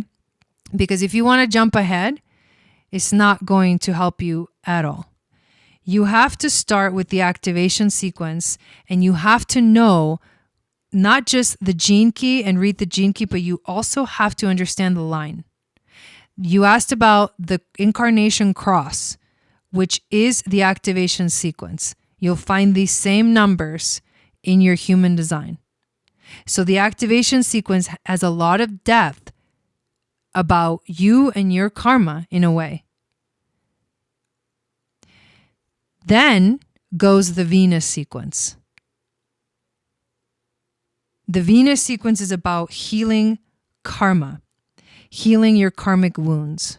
So the next step for you is not the Pearl sequence, it's the Venus sequence. And I want to make that clear because we don't want to jump ahead.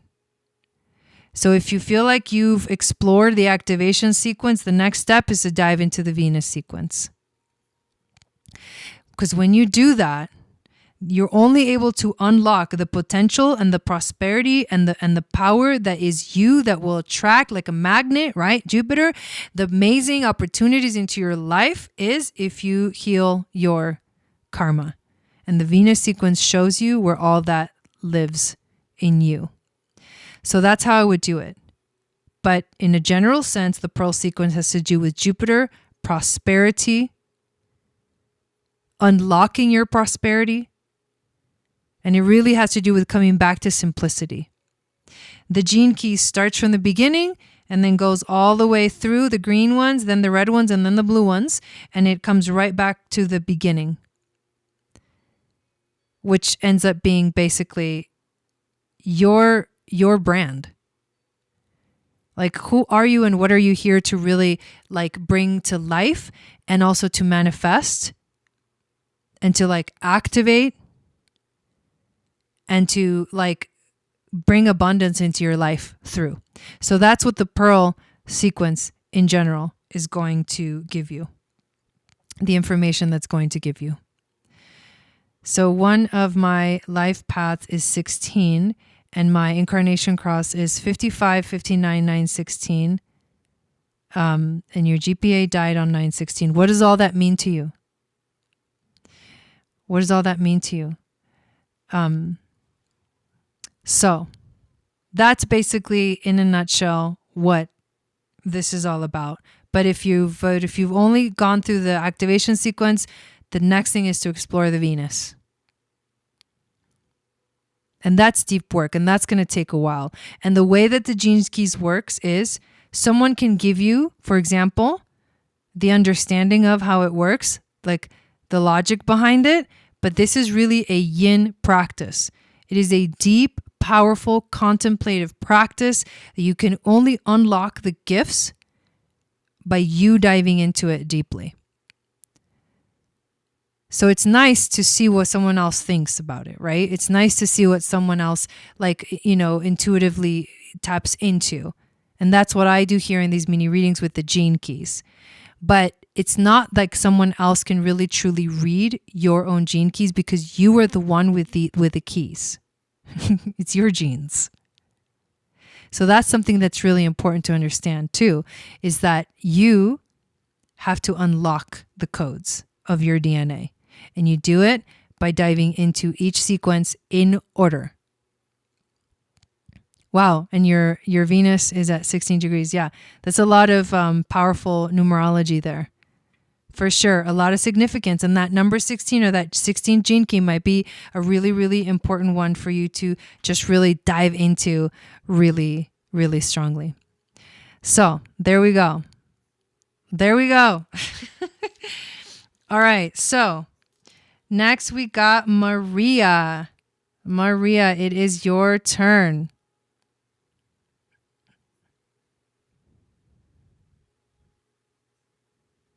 I'm going to check because I think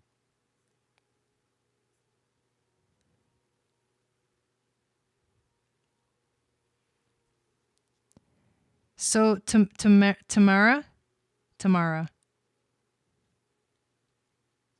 I'll do your reading because you got on the list, but then no one else after Tamara. All right, here we go. Let's check this out.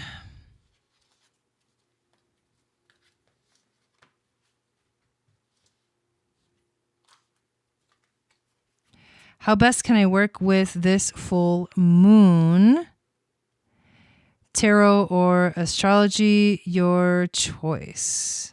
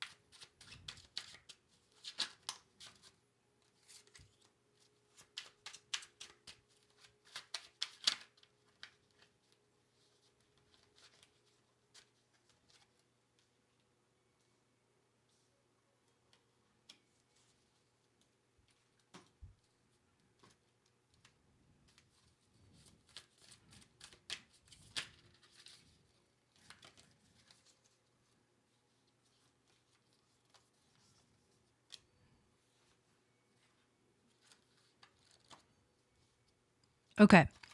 So, how's my connection? So for Maria, this is reading for Maria, how to best work with the energy of the full moon that is happening this weekend. So you got one card that was upright and then the other three are reversed. And you did get the mouse as the animal spirit. So we are going to dive into this right now. So the first card is actually a very exciting card. And it is your intuition card. So it's like how to tap into your intuition.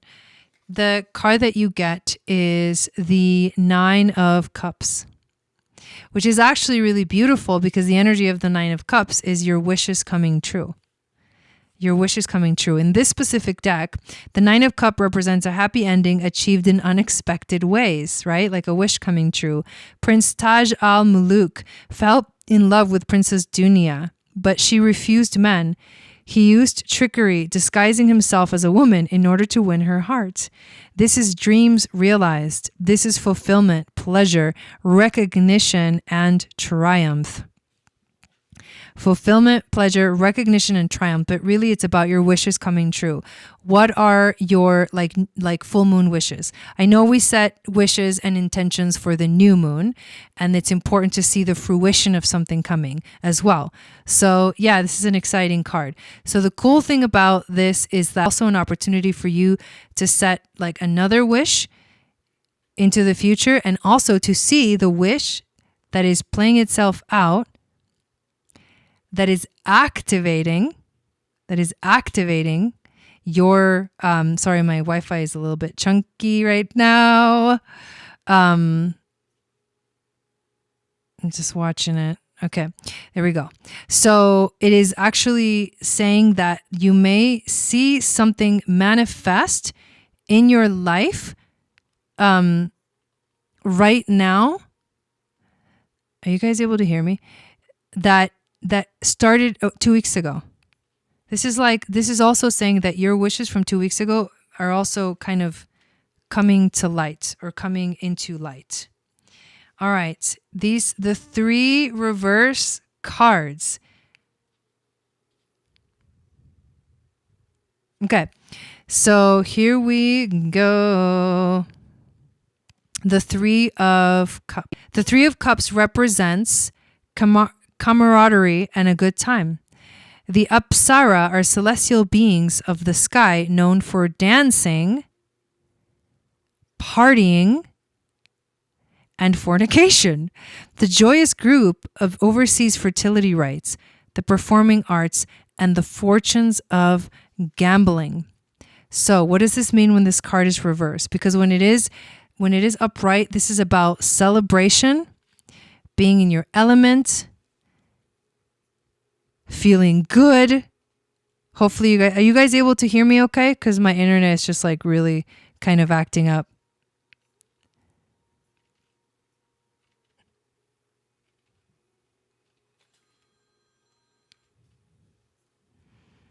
Let me know.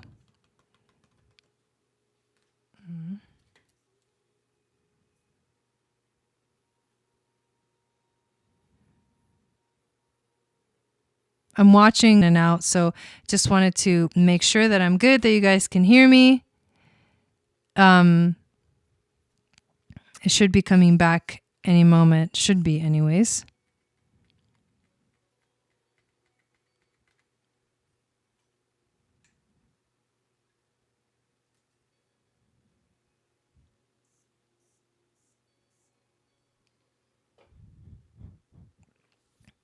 Waiting to see when I return.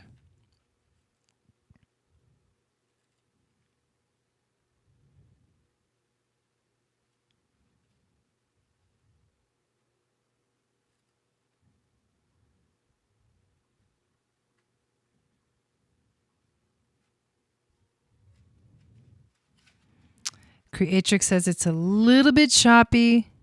It's like wanting to come back, but then also not. Like, hear me. I think that works well. But on my end, I think so every once in a while, like there's like a lot of choppiness in the connection and then it comes back. So we'll give it a few more moments.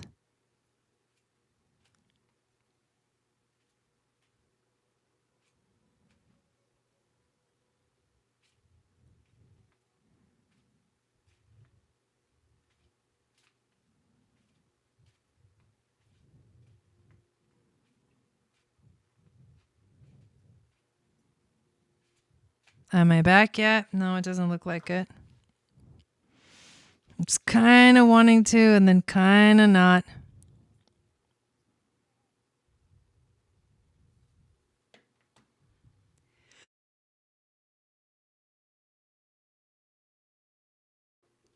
Okay, it's looking better now.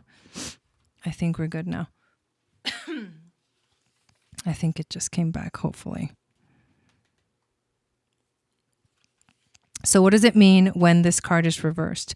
It can mean overindulgence, infidelity, disengaging or disintegrating bonds, gossip, or isolation. So what I feel for you that is the challenge is, so there might be, right, we're talking about how there might be a wish that's coming true or that's coming to fruition in some kind of powerful way. Thing that's also happening is that you're also being given an opportunity to set a new wish. And there goes the Wi-Fi again.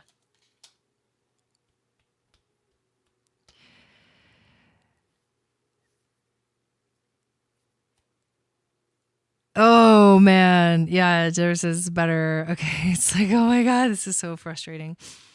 So I don't want to talk unless it's like actually working for you guys. So I'm being kind of quiet until it kind of comes back to normal. But let me know if you guys can hear me. Okay. We may have to pause and continue next time. It's possible.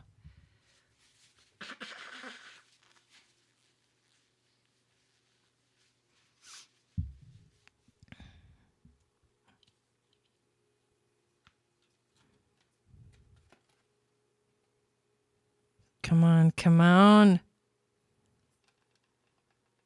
So, if you can hear me, let me know.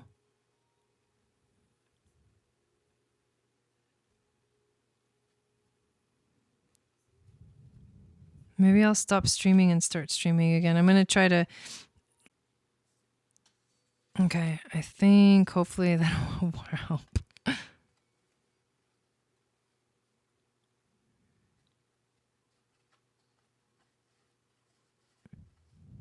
It's funny because usually on like Friday nights, it kind of does this funky thing.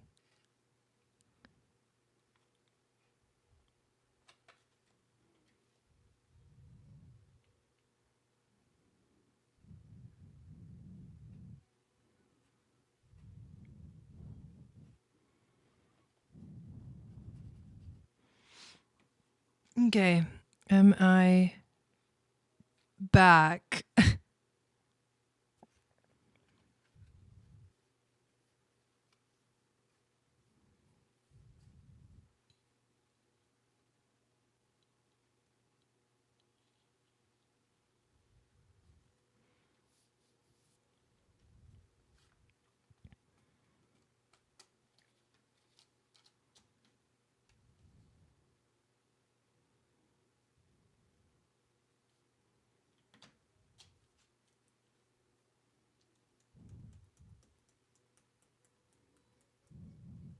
Waiting, waiting, waiting, waiting, waiting until it comes back.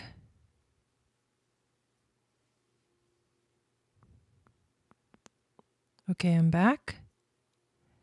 I don't know if you guys can see me, but hopefully you can hear me, which is really important. So basically, it's so funny because, you know, this reading, right? It's like this crazy. I'm going to open this back up. I don't see it quite yet. streaming on the thing, but I'm going to check on my phone and see if it's working.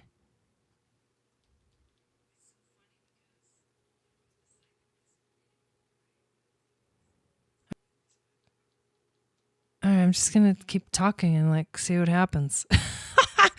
You might not be able to see the video very well, but maybe you'll be able to hear me.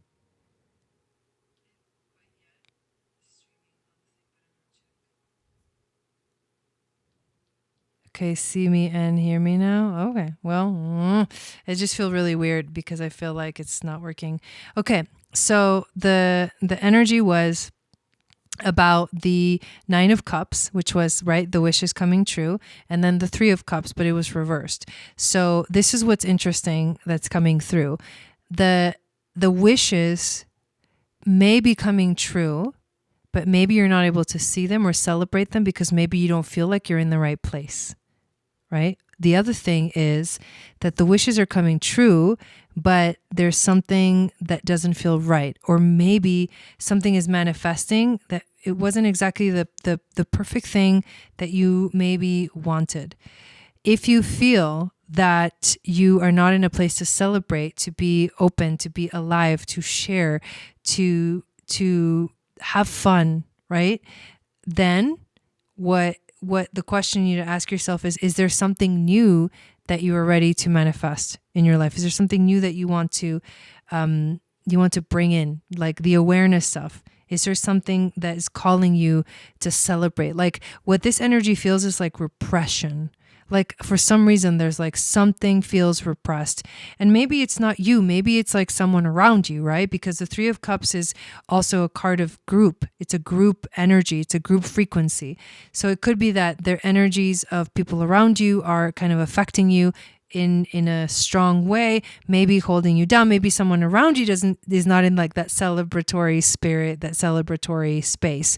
So I feel like you have an opportunity here to make magic, but the challenge is to be in the space that creates the magic, which is the joy, the fulfillment, the excitement, the celebration. That's the best way to make use of this moon, of the energy of this moon for you. The overall theme that you get is, it's also another card that is reversed, and it is the High Priestess card. But because it came out reversed, whereas usually the High Priestess will be about wisdom and intuition, it can actually be about ignorance or maybe even a lack of trust or a closed mind or secrets because maybe there's not clear communication going on.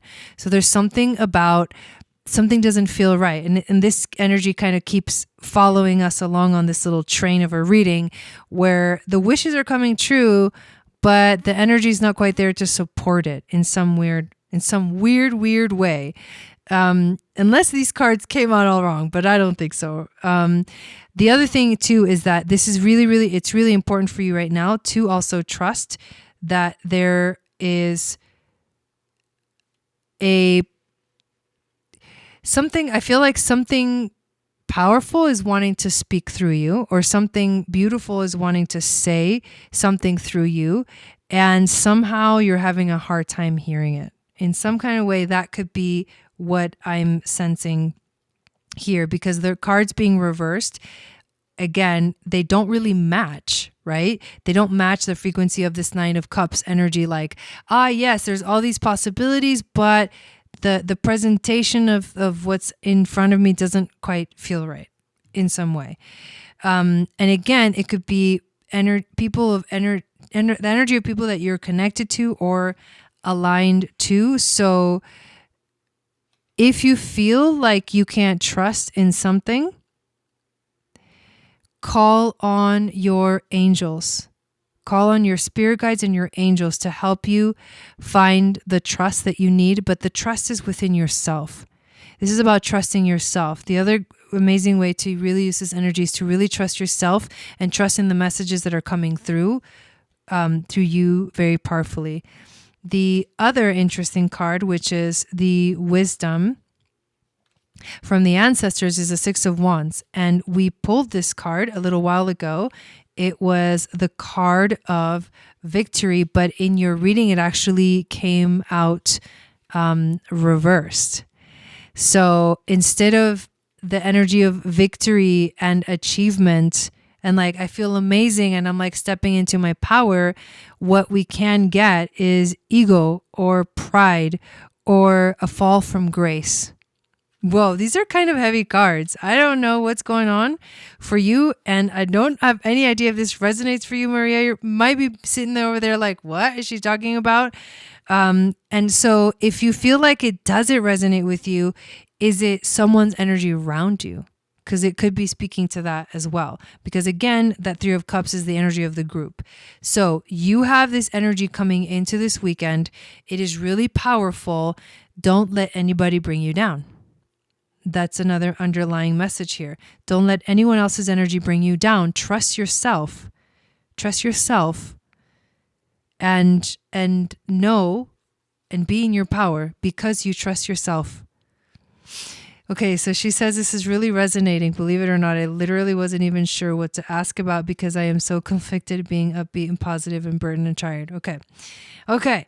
So the animal, the mouse. So the mouse comes to you in a very beautiful way. Oh my God, this is so funny. So the mouse says, this makes sense now. You're overlooking some important details, so pay closer attention to what's going on. You're overlooking some important details, so pay close attention to what's going on. And it's just telling you how to figure your energy out. Is there's something that you're missing, right? Because that's what I feel when I'm tapping into, your energy and the cards that are coming out. What it feels is it's upside down when it should be right side up. When everything should feel amazing and wonderful and like you're in your power, it doesn't. So something maybe that you're not seeing, something that you're overlooking is what's getting in the way of you feeling and fully experiencing the magic of this moon. So anyways, I hope that resonated for you. Sorry about the connection issue, but that also is part of the reading, the symbolism of like what's happening during the reading is like the connection is lost, like I can't get through, like something is not getting through, that's important to bring into sort of the reading, even though it's kind of gnarly because I was like frustrating, right? It's frustrating when the message is not coming through. I'm feeling that I myself am upbeat and coming into myself, especially after the moon goddess trading too, but my dad and my niece energies are impacting me. Yeah. Okay. So there you go. It's other people's energies can be very, very like overwhelming for sure.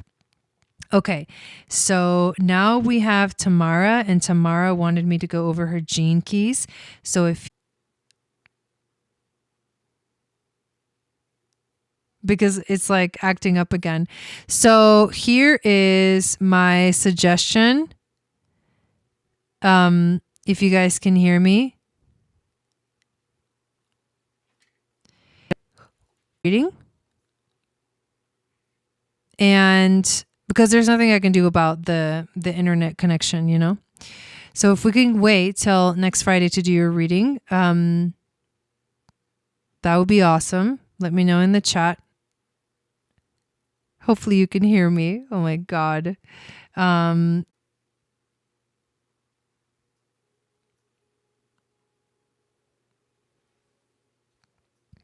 There's also storms going through here, and when they do come through, they kind of affect the connection of a lot of things. So let me type it into the chat.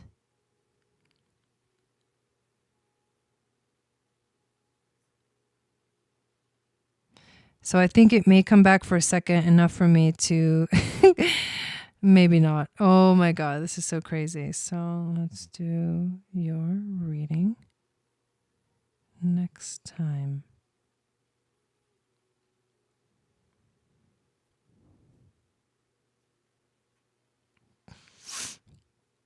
Yes, that is the answer. We're going to do your reading next time. Okay, awesome. So thank you all for being here, and I will see you next time. Sat Nam.